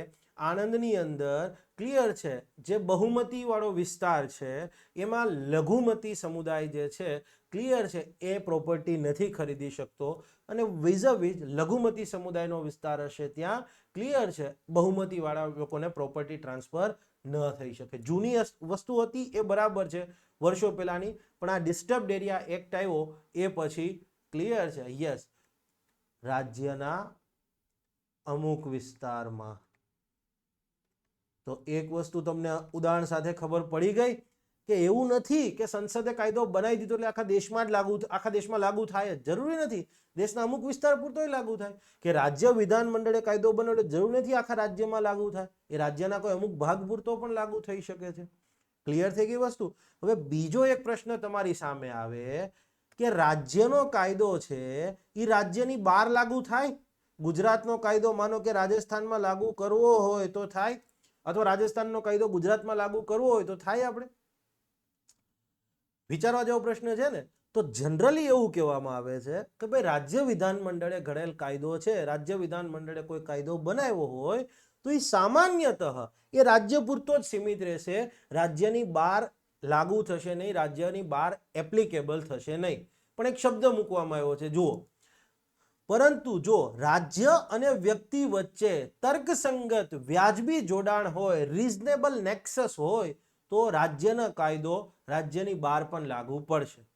તમને એવું કે ગુજરાતની વિધાનસભાએ બનાવેલ કાયદો ગુજરાતની બહાર લાગુ થાય, તો આપણે કે હા લાગુ થાય. ભાઈ સામાન્ય પરિસ્થિતિમાં નહીં થાય, પણ લાગુ થઈ શકે કેટલીક પરિસ્થિતિમાં. તમને પૂછે કઈ પરિસ્થિતિમાં, તો તમને એમ કહો કે સર રાજ્ય અને વ્યક્તિ વચ્ચે એક રીઝનેબલ નેક્સસ હોય, તર્કસંગત જોડાણ હોય તો કાયદો લાગુ થાય. હવે પછી ઇન્ટરવ્યુ વાળો હોશિયાર હોય, એ પૂછે પ્રેક્ટિકલ ઉદાહરણ આપશો ભાઈ, કઈ પરિસ્થિતિમાં લાગુ થાય. હવે આવું તો આપણે સમજ્યું ના હોય, ક્લિયર છે, એ કઈ બુકમાં નથી આપ્યું. તો હવે શું, તો સિમ્પલી એક ઉદાહરણ તમને આપું છું, પ્રવર્તમાન પરિસ્થિતિમાં તમે એને લિંક પણ કરી શકશો. ક્લિયર છે. આજે સમજવા માટે આપણે એવું જનરલી ઓબ્ઝર્વ થતું હોય છે કે એક રાજ્યમાં કોઈ પણ પરીક્ષાના પેપર હોય, રાજ્યમાં માનો કે ગુજરાત રાજ્યમાં કોઈ પરીક્ષા લેવાની થતી હોય તો એના પેપર જનરલી બહારના પ્રિન્ટિંગ પ્રેસમાં પ્રેસ થતા હોય, બરાબર, જનરલી આવું કરતી હોય છે સરકાર, અથવા જે તે એક્ઝામિનેશન બોડી જનરલી આવું કરતી હોય. ક્લિયર છે. પણ હવે માનો કે ગુજરાતની અંદર કોઈ XYZ પરીક્ષાનું પેપર ફૂટે અને તપાસ થાય, અને તપાસમાં લિંક જોડાણી, માનો કે જસ્ટ ઉદાહરણ તરીકે રાજસ્થાનમાં પેપર પ્રિન્ટ થયા હતા, તો રાજસ્થાનમાં માનો કે જ્યાં પ્રિન્ટિંગ પ્રેસમાં પેપર પ્રિન્ટ થયા હતા ત્યાંથી જ ફોડવામાં આવ્યું છે, અને એ વ્યક્તિ માનો કે રાજસ્થાનનો જ છે જેને પેપર ફોડ્યું છે. તો હવે ગુજરાત સરકારે માનો કે પેપર ફોડવાની વિરુદ્ધમાં કોઈ કાયદો આવ્યો, પેપર ફૂટે અને એની વિરુદ્ધનો કોઈ કાયદો હોય, તો એ જરૂરી નથી કે ગુજરાત પૂરતો જ સીમિત રહે, ગુજરાતની બહારનો વ્યક્તિ છે એની ઉપર એ લાગુ થશે. ખ્યાલ આવ્યો? ક્લિયર છે. માનો કે લેટ્સ સે ફોર એક્ઝામ્પલ ગુજરાતમાં એક ધર્મ સ્વાતંત્ર્ય અધિનિયમનો કાયદો છે, જેને માફ કરજો આ શબ્દ બોલવો ના જોઈએ, પણ ખાલી તમારી સમજૂતી માટે, બાકી તમને આ કાયદાની ખબર નહીં પડે, ધર્મ સ્વાતંત્ર્ય અધિનિયમ 2021 શું છે? લવ જેહાદ કાયદો, જેને કેટલાક લોકો કહે છે. હવે માનો ઇન્ટરફેથ મેરેજની વાત કરે છે કે બે અલગ અલગ ધર્મની વ્યક્તિ જ્યારે મેરેજ કરતી હોય, સંમતિથી મેરેજ કરતી હોય, ક્લિયર છે, તો એમને કંઈક પરવાનગીઓ લેવાની થશે, ક્લિયર છે, કલેક્ટરને નોટિસ આપવાની થાય. માનો કે છોકરો છે એ મધ્યપ્રદેશનો છે અને ગર્લ છે એ ગુજરાતી છે, બરાબર છે, ઇન્ટરફેથ મેરેજ થાય છે, ક્લિયર છે, બંનેના મમ્મી પપ્પા રાજી છે, પણ આમ છતાં પણ એને આ કાયદો લાગુ પડશે. પણ માનો કે હવે આ જે કાયદામાં નોટિસ આપવાની કીધી છે, જોગવાઈ કીધી છે, એ ન કરી, તો હવે ભલે સાસરે જતા રહ્યા હોય, ફેમિલી ઇન્વોલ્વ હોય, છતાં પણ કાયદો લાગુ થશે. આ તમને ખાલી સમજૂતી માટે છે, ક્લિયર છે. બાકી ડિસ્ટર્બ્ડ એરિયા એકનું ઓકે, પેપર ફૂટવાનું એક્ઝામ્પલ પ્રોપર છે, શક્ય હોય ત્યાં સુધી કોઈ કોન્ટ્રોવર્શિયલ એક્ઝામ્પલ ન આપવું જોઈએ, માટે પેપર ફૂટવાનું મેં તમને કહી દીધું. તો રાજ્યનો કાયદો જનરલી રાજ્યના વિસ્તારમાં જ લાગુ થશે, રાજ્યની બહાર સામાન્યતઃ લાગુ થશે નહીં. પણ રાજ્ય અને વ્યક્તિ વચ્ચે તર્કસંગત જોડાણ હોય, reasonable Nexus, there shall be a reasonable nexus between a person and a state. In such circumstances, law made by the state legislature will be applicable even outside the state.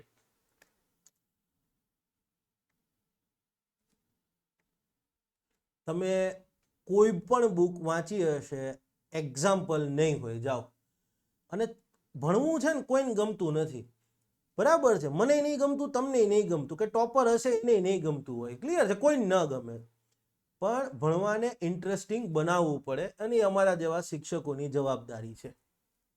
મારો હંમેશા એક પ્રયત્ન છે, અને હું છોકરાઓને કહું છું, તમને જ્યારે કંટાળો આવે ને ત્યારે જ મારા લેક્ચર જોવાના. અને મારી એક અકાઉન્ટેબિલિટી, ઉત્તરદાયિત્વ, એક લેક્ચર રેકોર્ડ કરતી વખતે 10 વખત ધ્યાન રાખવાનું, હા, કે છોકરાઓનો ક્યુરિયોસિટી જળવાવી જોઈએ. ઓકે, આ પ્રેક્ટિકલ એક્ઝામ્પલ થઈ ગયું, લખી દઉં છું તમને. હવે ખાલી એક જ શબ્દ લખીશ એટલે ખ્યાલ આવી જશે. પેપર લીક થવાની ઘટના, ક્લિયર છે? ઓકે, ચાલો નેક્સ્ટ હવે આવે છે. જુઓ ભાઈ, ઓલરેડી આપણે વાત કરી ચૂકી, ભારતના રાજ્ય ક્ષેત્રની વાત કરી ચૂક્યા. ભારતનું રાજ્ય ક્ષેત્ર એટલે રાજ્યોય આવી ગયા, ક્લિયર છે, સંઘ પ્રદેશો આવી ગયા, અને ભવિષ્યમાં કદાચ કોઈ ભારતનો ભાગ બને છે એવા પ્રદેશો પણ આવી ગયા, ક્લિયર છે. રાજ્યની વાત કરી દીધી. ઓકે, હવે નેક્સ્ટ આવે છે કંઈક એક્સ્ટ્રા ટેરિટોરિયલ લેજિસ્લેશન. લેજિસ્લેશન એટલે શું થાય? અનુચ્છેદ 245 ની જોગવાઈ આપણે ભણી રહ્યા છીએ, ક્લિયર છે. લેજિસ્લેશન એટલે શું? તો સિમ્પલી કાયદો. એક્સ્ટ્રા ટેરિટોરિયલ એટલે શું કહેવામાં આવે છે? કે ટેરેટરીની એ બહાર જતો હોય, દેશી ભાષામાં કહીએ તો રાજ્ય ક્ષેત્રની બહાર, ભારતના રાજ્ય ક્ષેત્રની બહાર. તો હવે એક્સ્ટ્રા ટેરિટોરિયલ લેજિસ્લેશન એટલે શું? તો કે ભારતના રાજ્ય ક્ષેત્રની બહાર લાગુ થતો હોય તેવો કાયદો. એક્સ્ટ્રા ટેરિટોરિયલ લેજિસ્લેશન એટલે શું? તો કે ભાઈ ભારતના રાજ્ય ક્ષેત્રની બહારના વિસ્તારમાં લાગુ થતો હોય એવો કાયદો. ઓકે, તો હવે આવો કાયદો કોણ બનાવી શકે? તો યસ, નોર્મલી આપણે જોયું કે સંસદ ભારતના સમગ્ર રાજ્ય ક્ષેત્ર માટે કાયદો બનાવી શકે, પણ સંવિધાન સંસદને, અને આમ સ્પેસિફિકલી વાત કરીએ તો સંઘને એક છૂટ આપે છે. સંઘમાં ધારાકીય સત્તા તો સંસદ પાસે જ છે.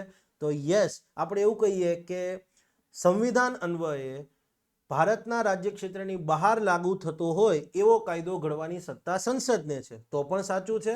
ભારતીય સંવિધાન અન્વયે ભારતના રાજ્ય ક્ષેત્રની બહાર લાગુ થતો હોય એવો કાયદો ઘડવાની સત્તા કેન્દ્ર સરકારને છે, સંઘ સરકારને છે, એ પણ સાચું છે. તો એક્સ્ટ્રા ટેરિટોરિયલ લેજિસ્લેશન એટલે શું? ભારતના રાજ્ય ક્ષેત્રની બહાર લાગુ થતો હોય એવો કાયદો. તો આવો કાયદો ઘડવાની સત્તા કોને? સંસદ કે પછી કેન્દ્ર સરકારને સંવિધાન અંતર્ગત મળી છે.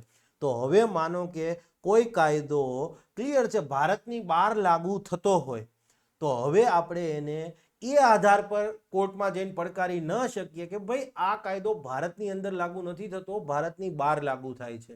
તો આ સ્ટેટમેન્ટ ખાસ યાદ રાખજો. આ વિધાન જે છે એ મેં લખ્યું છે એ સંસદે બનાવેલ હોય તેવો કોઈ પણ કાયદો ભારતના રાજ્ય ક્ષેત્રની બહાર, ઇન્ડિયાના ટેરેટરીની બહાર લાગુ પડે છે એવા આધાર પર એને ઇનવેલિડ ગણાવી શકાય નહીં. ક્લિયર છે? પડકારી જ ના શકો. તો આ વિધાન તમે યાદ રાખજો. ક્લિયર છે? યસ. તો ભારતના રાજ્ય ક્ષેત્રની બહારના વિસ્તારમાં લાગુ થતો હોય એનું પ્રેક્ટિકલ ઉદાહરણ શું? માનો કે સમજવા માટે આજે દર વર્ષે ઘણા બધા યુવાન યુવતીઓ, બરાબર છે, શ્રમિકો જે છે એ ભારતની બહાર કામ કરવા જાય છે અલગ અલગ દેશોમાં. અમેરિકા છે, યુરોપ છે, કેનેડા છે, ઓસ્ટ્રેલિયા છે, ગલ્ફ દેશો છે. હવે એ લોકો ભારતની બહાર કામ કરે છે, એમની નાગરિકતા ભારતની જ છે. તો ભારત સરકાર કાલ સવારે એવો કાયદો બનાવી અને કહી શકે કે ભાઈ તમારે ત્યાં જેટલી આવક થાય એટલી આવક અમને બતાવવી પડશે. તમે ટેક્સ ત્યાં ભરી દો, વાંધો નહીં, પણ તમારે અમને બતાવવી પડશે. બરાબર છે? તમારે અમને એની વિગતો મોકલવી પડશે. એવો કાયદો માનો કે સંસદે બનાવી દીધો, તો કાલ સવારે કોઈ વ્યક્તિ અમેરિકા અથવા ઓસ્ટ્રેલિયામાં રહેતો હોય, ભલે ભારતનો નાગરિક છે, તો એવો જઈને કોર્ટમાં નહીં પડકારી શકે કે ભાઈ સંસદે આ કાયદો બનાવ્યો, હું તો દેશમાં રહેતોય નથી, દેશની બહાર રહું છું, ભારતનો નાગરિક છું પણ દેશની બહાર રહું છું, તો મને કઈ રીતે લાગુ પડી શકે? ખ્યાલ આવ્યો? ક્લિયર? તો સંસદ કાયદો બનાવે એ ભારતની બહાર વસવાટ કરતા ભારતીય નાગરિકો અને એમની મિલકતો પર એ લાગુ થાય છે. માનો કે ભારતમાં સરકાર એવો કાયદો બનાવે, સંસદ, કેન્દ્ર સરકાર, કે ભાઈ ભારતમાં કોઈ ભારતનો નાગરિક છે એની ભારતની બહાર જેટલી બી પ્રોપર્ટી છે એ બધી એને 31 માર્ચ 2025 સુધીમાં જાહેર કરી દેવી, નહીતર પછી ખબર પડશે એટલે પ્રોપર્ટી સીલ થઈ જશે. આવો કાયદો બનાવે તો આવા કાયદાને કોઈ વ્યક્તિ ભારતમાં, માનો તમે રહેતા હો અને તમે એમ કહો કે ભાઈ મારે લંડનમાં ફ્લેટ છે પણ હું તો ભારતમાં છે એ બતાવું, લંડનનું શું કામ એને બતાવું, તો ચાલે નહીં. એક્સ્ટ્રા ટેરિટોરિયલ લેજિસ્લેશન એટલે ભારતની રાજ્ય ક્ષેત્રની બહાર લાગુ, ભારતના રાજ્ય ક્ષેત્રની બહાર કીધું જો, યસ, સંઘની બહાર નહીં, ભારતના રાજ્ય ક્ષેત્રની બહાર લાગુ થતો હોય એવો કાયદો. અને કોઈ પણ કાયદો ભારતના રાજ્ય ક્ષેત્રની બહાર લાગુ થાય છે એ આધાર ઉપર એને અમાન્ય ગણાવી શકાય નહીં. ક્લિયર છે? બે એક્ઝામ્પલ ઇનફ છે તમને. ઓકે, નેક્સ્ટ વાત કરીએ તો હવે એક વસ્તુ જો, ટોપિક શું લખ્યો છે? સંસદની ધારાકીય સત્તાના વિશાળ પ્રાદેશિક અધિકાર ક્ષેત્ર પર નિયંત્રણ. સંસદની ધારાકીય સત્તા એટલે શું? તો કે કાયદો ઘડવાની સત્તા.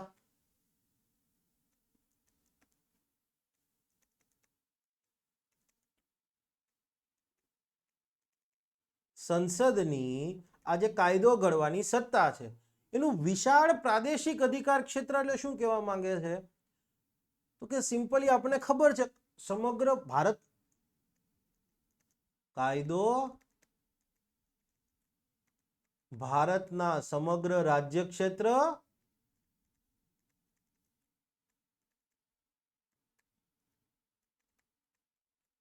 કે તેના કોઈ પણ ભાગ માટે ઘડી શકે છે. તો સંસદની આ ભારતના આખા રાજ્ય ક્ષેત્ર માટે કે એના કોઈ પણ ભાગ માટે જે કાયદો ઘડવાની સત્તા છે, યસ, એ એમ કહેવાય કે અબાધિત નથી. એની ઉપર એ કંઈક બંધન છે, એની ઉપર એ કંઈક નિયંત્રણ છે. સંસદની ભારતના સમગ્ર રાજ્ય ક્ષેત્ર કે તેના કોઈ પણ ભાગ માટે કાયદો ઘડવાની જે સત્તા છે, યસ, એ અબાધિત નથી, એના ઉપર નિયંત્રણ છે. આ વિધાન આવે તો તમારે સાચું કરવાનું.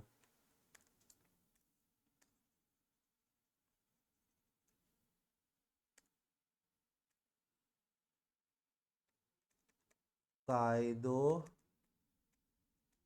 ઘડવાની સત્તા. ભાઈ મને આવડે છે, બીજા બધા ફેકલ્ટીની જેમ આમ સીધે સીધું બોલી દેતા, પણ હું એટલા માટે નથી કરતો કે છોકરાઓને સમજવાની આ મોડલમાં વધારે મજા આવે છે, મને સમજાવવાની વધારે મજા આવે છે, અને મોસ્ટ ઇમ્પોર્ટન્ટલી છોકરાઓ કહે છે કે સાહેબ રિવિઝન કરતા હોય ને ત્યારે સટ સટ સટ એ કે બરાબર છે, અડધી કલાકમાં નો મેટર ગમે એવડો મોટો ટોપિક કેમ નહીં હોતો એ ઉડાડી દઈએ છીએ, માટે આ કરી રહ્યો છું. તો આ ટોપિક બેઝિકલી કેવા શું માંગે છે?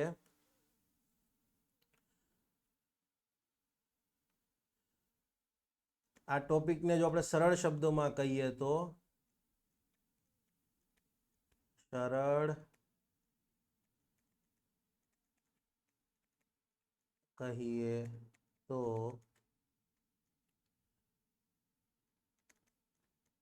સંસદની ભારતના સમગ્ર રાજ્ય ક્ષેત્ર કે તેના ભાગ માટે કાયદો ઘડવાની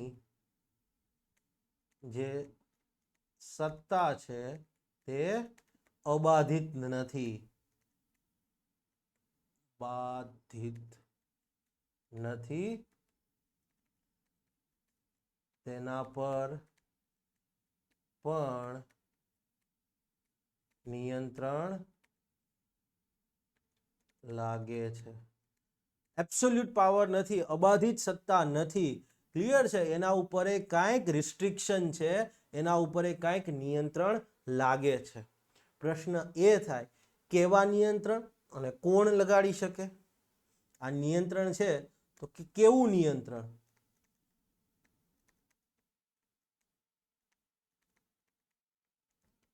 અને કોણ લગાડી શકે? આ પ્રશ્ન ઉદ્ભવે. યસ, તો પહેલી વાત છે ભારતના ત્રણ મુદ્દા છે અહીંયા સમજવાના, ક્લિયર છે. એક આવશે સંઘ પ્રદેશના સંબંધમાં, એક આવશે રાજ્યમાં જે અનુસૂચિત વિસ્તારો આવ્યા છે એના સંબંધમાં, અને એક આવશે રાજ્યમાં જે આદિજાતિ વિસ્તારો છે, મેઇનલી આસામ, ત્રિપુરા, મિઝોરમ ને અસામ, ટ્રાઇમેમી, ત્રિપુરા, મેઘાલય અને મિઝોરમ. યસ, આ ત્રણ વસ્તુના સંદર્ભમાં પહેલું આવશે સંઘ પ્રદેશો, સંઘ પ્રદેશોના સંબંધમાં, બીજું આવશે રાજ્યના અનુસૂચિત વિસ્તારો, અનુસૂચિત વિસ્તારો શેડ્યુલ્ડ એરિયામાં, અનુસૂચિ 5 હેઠળના વિસ્તારોમાં, ત્રીજું આસામ, ટ્રાય, ત્રિપુરા, મેઘાલય અને મિઝોરમ. ક્લિયર છે, આ ત્રણેય રાજ્યના આદિજાતિ વિસ્તારોમાં, ટ્રાઇબલ એરિયામાં. યાદ રાખજો, આ આદિજાતિ વિસ્તારોમાં આદિવાસી બંધુઓ જ રહે છે, અને આ અનુસૂચિત વિસ્તારો છે એ પણ એકચ્યુઅલીમાં ક્લિયર છે ત્યાં આદિવાસી સમુદાયનો જ વસવાટ છે. બેઝિકલી એવું નથી કે અનુસૂચિત વિસ્તાર છે એટલે ત્યાં અનુસૂચિત જાતિ રહે છે, અને આદિજાતિ વિસ્તારો છે ત્યાં અનુસૂચિત આદિજાતિ રહે છે. આ બંને વિસ્તારો આ પણ આદિવાસી વિસ્તારો જ છે, આદિવાસી વિસ્તારો. ક્લિયર છે. શેડ્યુલ 5 હેઠળના, શેડ્યુલ 5 હેઠળના આદિવાસી વિસ્તારોને આપણે અનુસૂચિત વિસ્તારો કહીએ છીએ, અને શેડ્યુલ 6 હેઠળના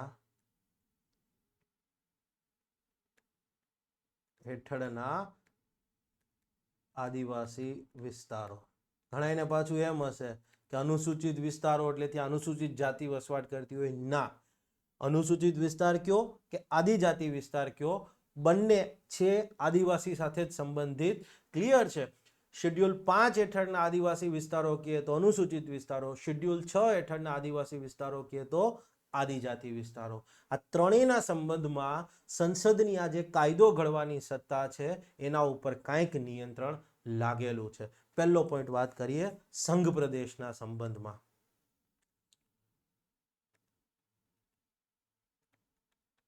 સંઘ પ્રદેશોના સંબંધમાં. હવે શું કહે છે ધ્યાનથી સમજજો. અહીંયા બે ત્રણ વસ્તુઓ હું તમને બીજી એક્સ્ટ્રા પણ સમજાવવાનો છું. ઓકે, શું કહે છે? 5 સંઘ પ્રદેશો જે છે એ સંઘ પ્રદેશોમાં પીસ, પ્રોગ્રેસ અને ગુડ ગવર્નન્સ, શાંતિ, પ્રગતિ અને સલામતી, 5 સંઘ પ્રદેશો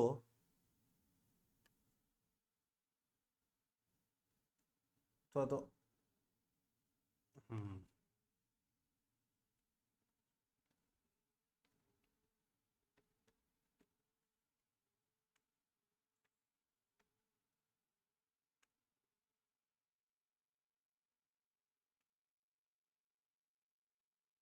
5 યુટીઝમાં પીસ, પ્રોગ્રેસ અને ગુડ ગવર્નન્સ. પીસ એટલે શાંતિ, પ્રોગ્રેસ એટલે પ્રગતિ એન્ડ ગુડ ગવર્નન્સ સુશાસન ના ઉદ્દેશથી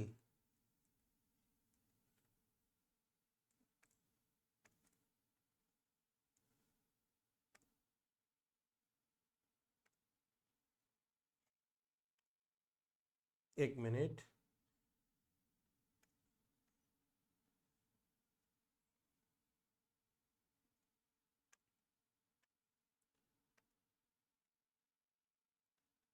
સંઘ પ્રદેશોના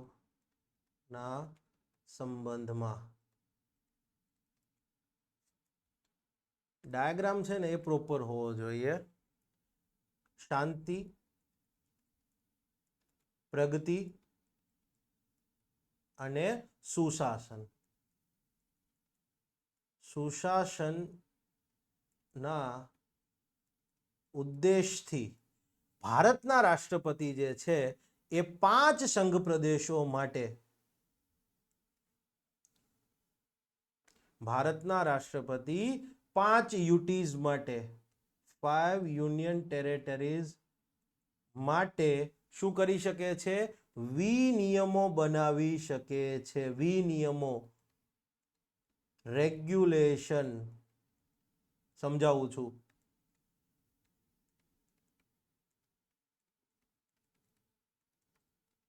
શાંતિ, પ્રગતિ અને સુશાસન, પીસ, પ્રોગ્રેસ અને ગુડ ગવર્નન્સના ઉદ્દેશ્યથી ભારતના રાષ્ટ્રપતિ, ખાલી રાષ્ટ્રપતિ લખું તોય ચાલશે ભાઈ, હવે આપણે ભારતનું બંધારણ જ ભણી રહ્યા છીએ. 5 યુનિયન ટેરેટરીઝ માટે વિનિયમો બનાવી શકે. પહેલો પ્રશ્ન એ થાય કે આ 5 યુટીઝ કયા કયા? ક્લિયર છે? પહેલો પ્રશ્ન બધાને એ ઉદ્ભવતો હશે કે આ 5 સંઘ પ્રદેશો કયા કયા? અને બીજો પ્રશ્ન તમારા મગજમાં એ થવો જોઈએ કે સાહેબ આ વિનિયમો સાંભળ્યું છે તો બહુ બધી જગ્યાએ, પણ આ વિનિયમો એટલે શું? રેગ્યુલેશન એટલે શું? રૂલ્સ એન્ડ રેગ્યુલેશન આવો પણ આપણે શબ્દ બોલીએ છીએ. તો પહેલા જોઈએ કે આ 5 સંઘ પ્રદેશો જે છે એ કયા કયા છે. Very easy. આંદામાન નિકોબારથી સ્ટાર્ટ કરવાનું. આંદામાન એન્ડ નિકોબાર, ક્લિયર છે? પુદુચેરી, લક્ષદ્વીપ, લક્ષદ્વીપ જોડણી તમારી રીતે જોઈ લેજો. દ્વી આમ આવશે.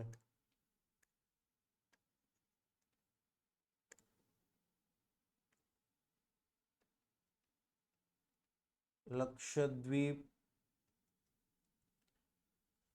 દીવ, દમણ, દાદરા, નગર હવેલી, બધું એક થઈ ગયું છે. પેલા દીવ અને દમણ હતું, દાદરા નગર હવેલી અલગ હતું.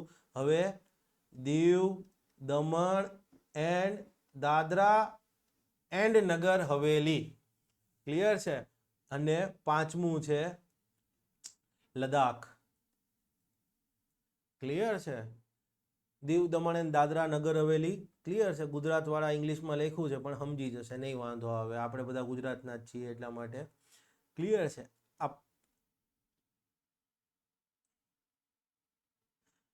આ 5 સંઘ પ્રદેશો જે છે, ક્લિયર છે, આ પાંચેય સંઘ પ્રદેશોમાં શાંતિ જળવાય, પ્રગતિ થાય, સુશાસન થઈ શકે એ માટે રાષ્ટ્રપતિ વિનિયમો બનાવી શકે.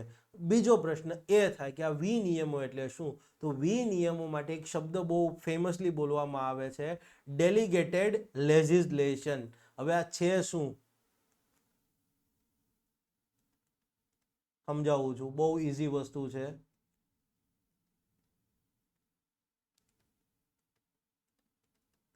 ડેલિગેટ કરવું એટલે શું? કોકને આપવું. માનો કે લેટ્સ સે ફોર એક્ઝામ્પલ સહસ્ત્ર આઈએએસ માં આપણી એપ્લિકેશન ઉપર કોઈને ડિસ્કાઉન્ટ કોડ આપવો કે નહીં, ક્લિયર છે, એ સત્તા માલિક તરીકે મારી છે. પણ હવે આ સત્તા માનો કે મેં, ક્લિયર છે, જય સરને આપેલી છે, તો એ સત્તા ડેલિગેટ કરી કહેવાશે. ક્લિયર છે. તો હવે અહીંયા ડેલિગેટ કરવું એટલે આપવું, એ તો સમજી ગયા. લેજિસ્લેશન એટલે શું થાય? તો કે કાયદો. ક્લિયર છે. તો વિનિયમો એટલે સિમ્પલી કાયદા,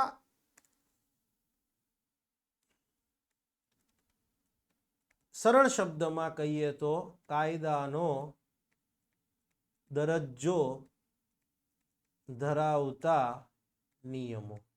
આ એકદમ સરળ શબ્દમાં કેવું હોય તો કહી શકાય.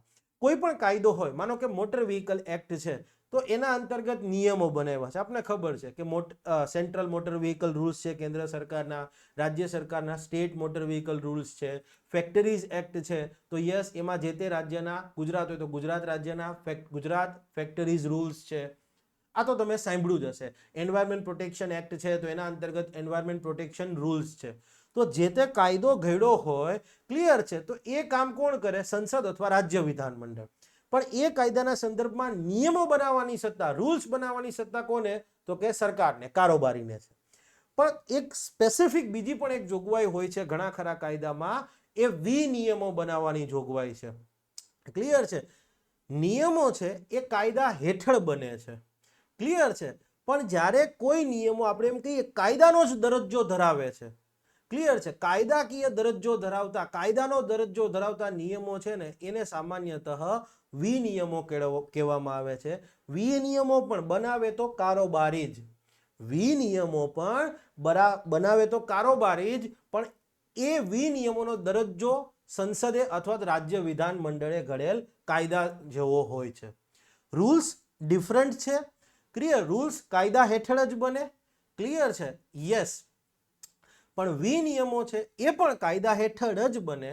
રૂલ્સ જે છે એને આપણે કાયદાનો દરજ્જો ધરાવે છે એવું ન કહી શકીએ, જ્યારે વિનિયમો છે એ કાયદાકીય દરજ્જો, કાયદાનો ઇક્વિવેલન્ટ દરજ્જો હોય. ક્લિયર છે. કાયદાનો સમાન દરજ્જો ધરાવતા નિયમો એટલે વિનિયમો. હવે આ વિનિયમો, તમે એક પ્રેક્ટિકલ એક્ઝામ્પલ તમને આપું. વિનિયમો એટલે શું? કદાચ તમે સાંભળ્યું હશે, મોટર વ્હીકલ ડ્રાઇવિંગ રેગ્યુલેશન 2017.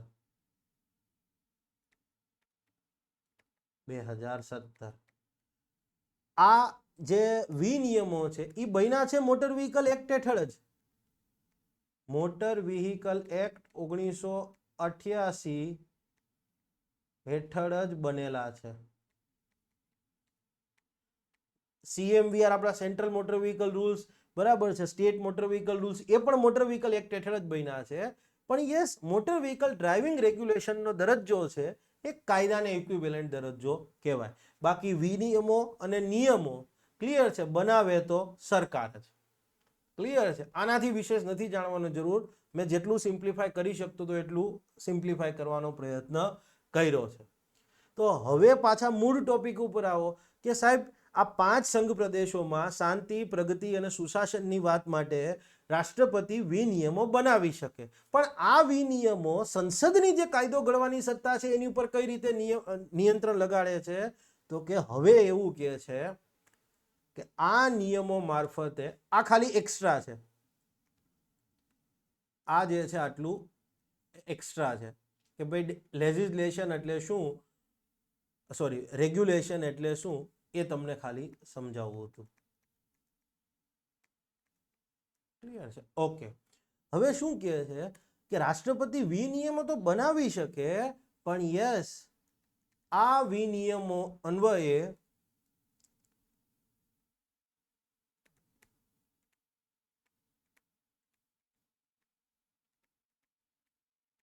રાષ્ટ્રપતિ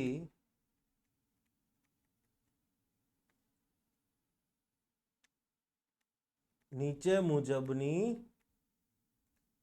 જોગવાઈ કરી શકે. કેવી જોગવાઈ? તો બે સિમ્પલ જોગવાઈ છે. એક કે સંસદે બનાવેલ કાયદો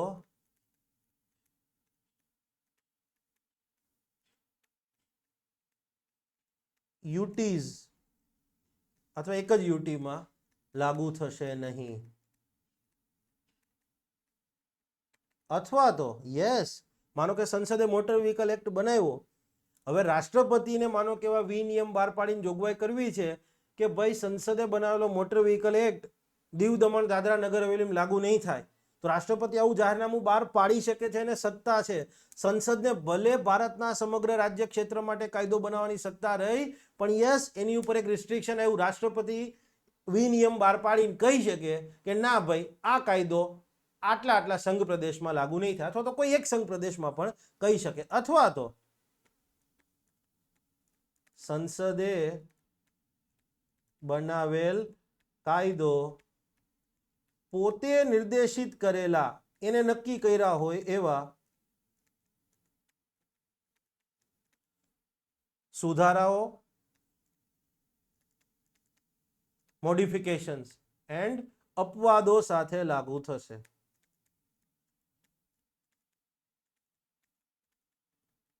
મતલબ મોટર વ્હીકલ એક્ટમાં માનો કે કોઈ વિધાઉટ ડ્રાઇવિંગ લાયસન્સ 1000 રૂપિયા, જસ્ટ ઉદાહરણ તરીકે 500 રૂપિયાના ફાઇનની જોગવાઈ છે, તો રાષ્ટ્રપતિ એવું કહી શકે વિનિયમ બહાર પાડીને કે ભાઈ દીવ દમણ દાદરા નગર હવેલીમાં ક્લિયર છે, વિધાઉટ ડ્રાઇવિંગ લાયસન્સ ક્લિયર છે, કોઈ વ્યક્તિ વાહન ચલાવે છે તો એ વ્યક્તિ માટે ક્લિયર છે 500 રૂપિયા નહીં 5000 રૂપિયા ફાઇન રહેશે. અથવા તો માનો કે ડ્રંક એન્ડ ડ્રાઈવના કેસમાં ક્લિયર છે મોટર વ્હીકલ એક્ટ હેઠળ સમજવા માટે 5000 રૂપિયાની સજા હોય, જસ્ટ રેન્ડમ નંબર છે, તો રાષ્ટ્રપતિ એવું જાહેર કરી શકે કે ભાઈ દીવ દમણ દાદરા નગર હવેલીમાં ડ્રંક એન્ડ ડ્રાઈવના કેસમાં જે પકડાય એને 50000નો ફાઇન થશે અને 3 મહિનાની જેલની સજા. સમજણ પડી? સંસદને સત્તા આપી કે આખા ભારતના રાજ્ય ક્ષેત્રમાં કે કોઈ પણ ભાગ માટે કાયદો ગણી શકો, પણ 5 સંઘ પ્રદેશોની વાત કરી, આંદામાન નિકોબાર, પુદુચેરી, લક્ષદ્વીપ, દમણ, દીવ, દાદરા નગર હવેલી અને લદ્દાખ. ક્લિયર છે? તો એ આ 5 સંઘ પ્રદેશોમાં શાંતિ, પ્રગતિ અને સુશાસનના ઉદ્દેશ્યથી રાષ્ટ્રપતિ વિનિયમ બનાવી શકે અને આ વિનિયમ મારફતે એવું જાહેર કરી શકે કે સંઘનો આ કાયદો આ સંઘ જે તે સંઘ પ્રદેશમાં લાગુ થશે નહીં, અથવા તો લાગુ થશે પણ એમને જે સુધારા કીધા છે, મોડિફિકેશન્સ કીધા છે, એમને જે અપવાદો કીધા છે એ અપવાદો સાથે લાગુ થશે. રાષ્ટ્રપતિ એવું કહી શકે ના ના, આખો કાયદો તો લાગુ થશે પણ આ 5 જોગવાઈ લાગુ નહીં થાય, તો એ અપવાદ થઈ ગયો. ખ્યાલ આવ્યો? ક્લિયર છે? તો આ વાત હતી, ક્લિયર છે, સંઘ પ્રદેશોના સંદર્ભમાં. હવે સેમ આવી કંઈક સત્તા રાજ્યના રાજ્યપાલને મળી છે.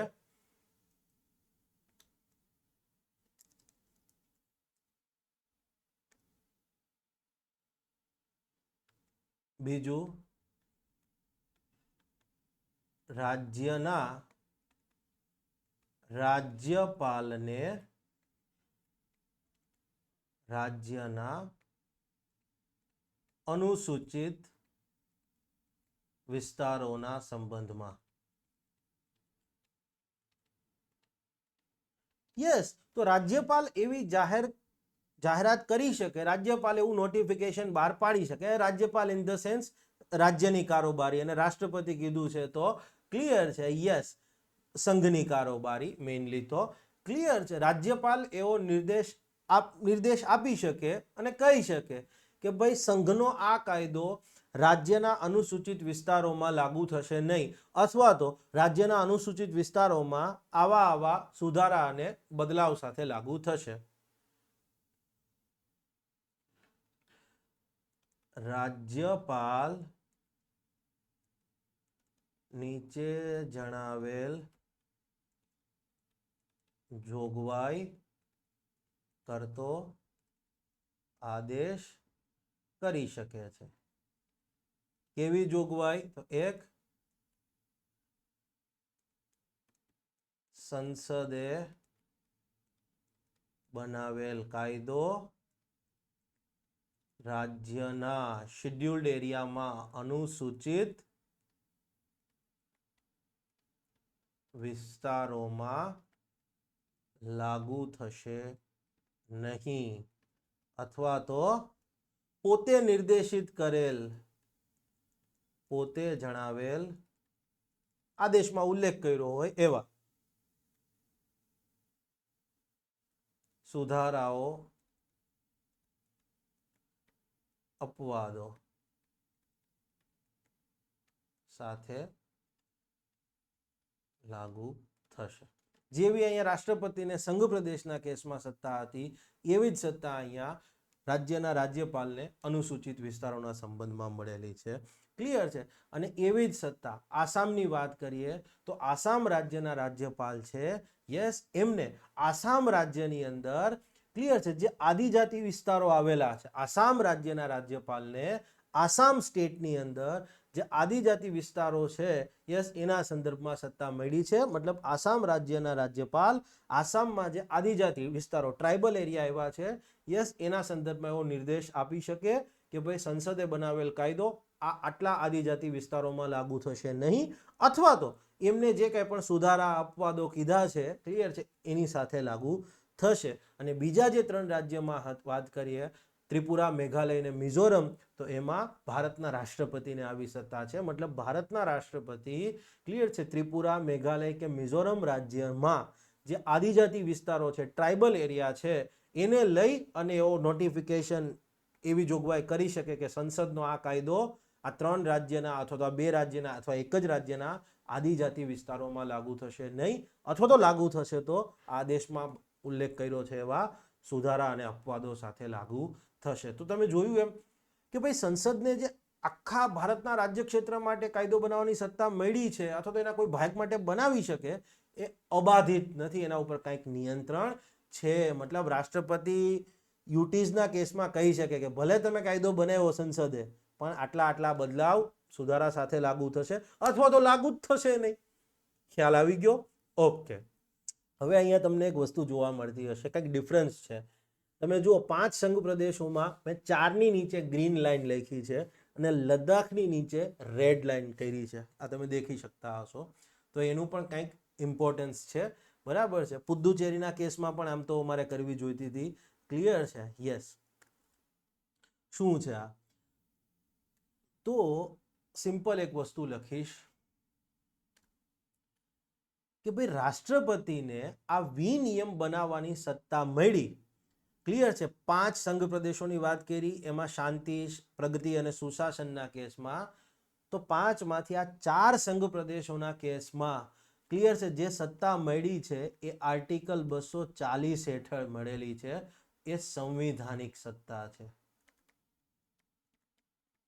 બંધારણમાં અનુચ્છેદ 240માં લખ્યું છે કે ભાઈ આ આંદામાન નિકોબાર, પુદ્દુચેરી, લક્ષદ્વીપ, દમણ, દીવ, દાદરા, નગર હવેલીમાં શાંતિ, પ્રગતિ અને સુશાસનના ઉદ્દેશ્યથી રાષ્ટ્રપતિ વિનિયમ બનાવી શકશે. અને આ વિનિયમ મારફતે, ક્લિયર છે, રાષ્ટ્રપતિ એવી જોગવાઈ કરી શકે કે સંસદનો આ કાયદો સંઘ પ્રદેશમાં લાગુ થશે નહીં, અથવા આવા સુધારા અને બદલાવ સાથે લાગુ થશે.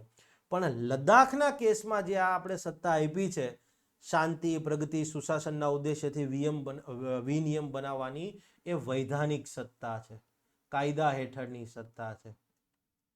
ક્લિયર છે? આ વૈધાનિક સત્તા એટલે શું? કોઈ કાયદા હેઠળની સત્તા હોય. અને બેઝિકલી અહીંયા કયા કાયદા હેઠળની? તો 2019માં જે Jammu and Kashmir reorganisation act આપણે લાયા છીએ, 370 હટાવવાની આપણે જે વાત કરી છે એ.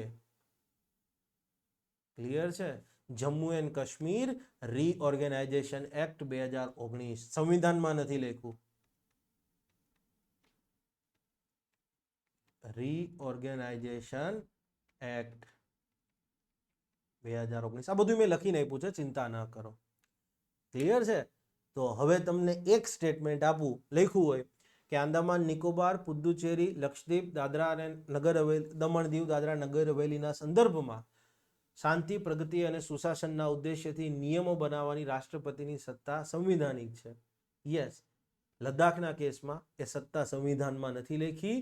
2019માં જે આપણે આ Jammu and Kashmir reorganisation act 370 રદ કરતો કાયદો કીધો, ક્લિયર છે, એ કાયદા અંતર્ગત સત્તા આપી છે. ક્લિયર છે? યસ. અને પુદુચેરીના કિસ્સામાં ક્લિયર છે, રાષ્ટ્રપતિ આવા વિનિયમો બનાવી શકશે, પણ ક્યારે? તો કે જ્યારે પુદુચેરીની જે વિધાનસભા છે એ ભંગ થઈ હશે અથવા તો મોકૂફ થઈ હોય ત્યારે. ક્લિયર છે? વિધાનસભા ભંગ કરવી, ડિઝોલ્વ કરવી. ક્લિયર છે? ડિઝોલ્યુશન થઈ જાય પછી એને પાછું ના કરી શકાય. નવી ચૂંટણી થાય, મતલબ સામાન્ય ચૂંટણી ફરીથી થશે, નવી વિધાનસભાનું ગઠન થાય. ઘણાને પાછી આ ડિફરન્સ એ નહીં ખબર. અને મોકૂફ એટલે સસ્પેન્ડ. જનરલી રાષ્ટ્રપતિ શાસન લાગે ત્યારે સસ્પેન્ડ થાય. ક્લિયર છે? યસ. તો આ હતી આપણી આ વાત. ક્લિયર છે વિદ્યાર્થી મિત્રો? તમને કદાચ એવું લાગતું હશે કે હું ડિટેલમાં જઈ રહ્યો છું. બિલકુલ ડિટેલમાં નથી જઈ રહ્યો. ક્લિયર છે? મેં આની અંદર મેં કીધું એમ લેક્ચર 1ની અંદર મેં લક્ષ્મીકાંત અને એનસીઆરટી સિવાય એક પણ બુકનો ઉપયોગ નથી કર્યો. એક પણ એટલે એક પણ બુકનો ઉપયોગ નથી કર્યો. ક્લિયર છે? યસ. મતલબ તમે સમજી શકો છો. હવે તમે કેટલું સમજ્યા છો, તમે જે તે કોર્સમાં કે જે તે કોચિંગમાં ભણો છો, ક્લિયર છે, હવે તમે જજ કરી લેજો. મેં અને હું પ્રૂફ આપી શકું એમ છું કે આ બે વસ્તુ સિવાય મેં ક્યાંય હજી આગળ ગયો નથી. ક્લિયર છે? હવે સમજવું પડશે આ. અને મારા કન્ટેન્ટમાં જે લોકો ભણી ચૂક્યા છે એને ખબર છે કે હું શરૂઆતમાં ટાઈમ લઉં છું. જે તે ટોપિક કોઈ જગ્યાએ તમને કદાચ 5 કલાકમાં પૂરો થયો હશે, એ જ ટોપિક હું કદાચ 10 કલાક લઈશ. પણ એ 10 કલાક તમારા માટે ઇન્વેસ્ટમેન્ટ રહેશે. અને હવે તમારી આગળ ઘણો ટાઈમ છે.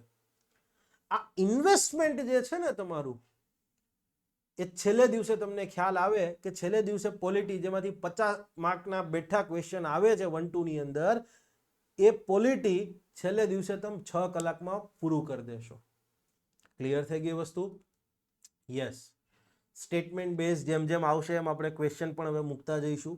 ક્લિયર છે? તો આટલી વસ્તુ હતી. ફરી પાછા નેક્સ્ટ લેક્ચરમાં મળીશું. Thank you. જય હિન્દ, જય જય ગરવી ગુજરાત. મારો દેશ, મારી પહેચાન, મારું રાજ્ય, મારું સ્વાભિમાન.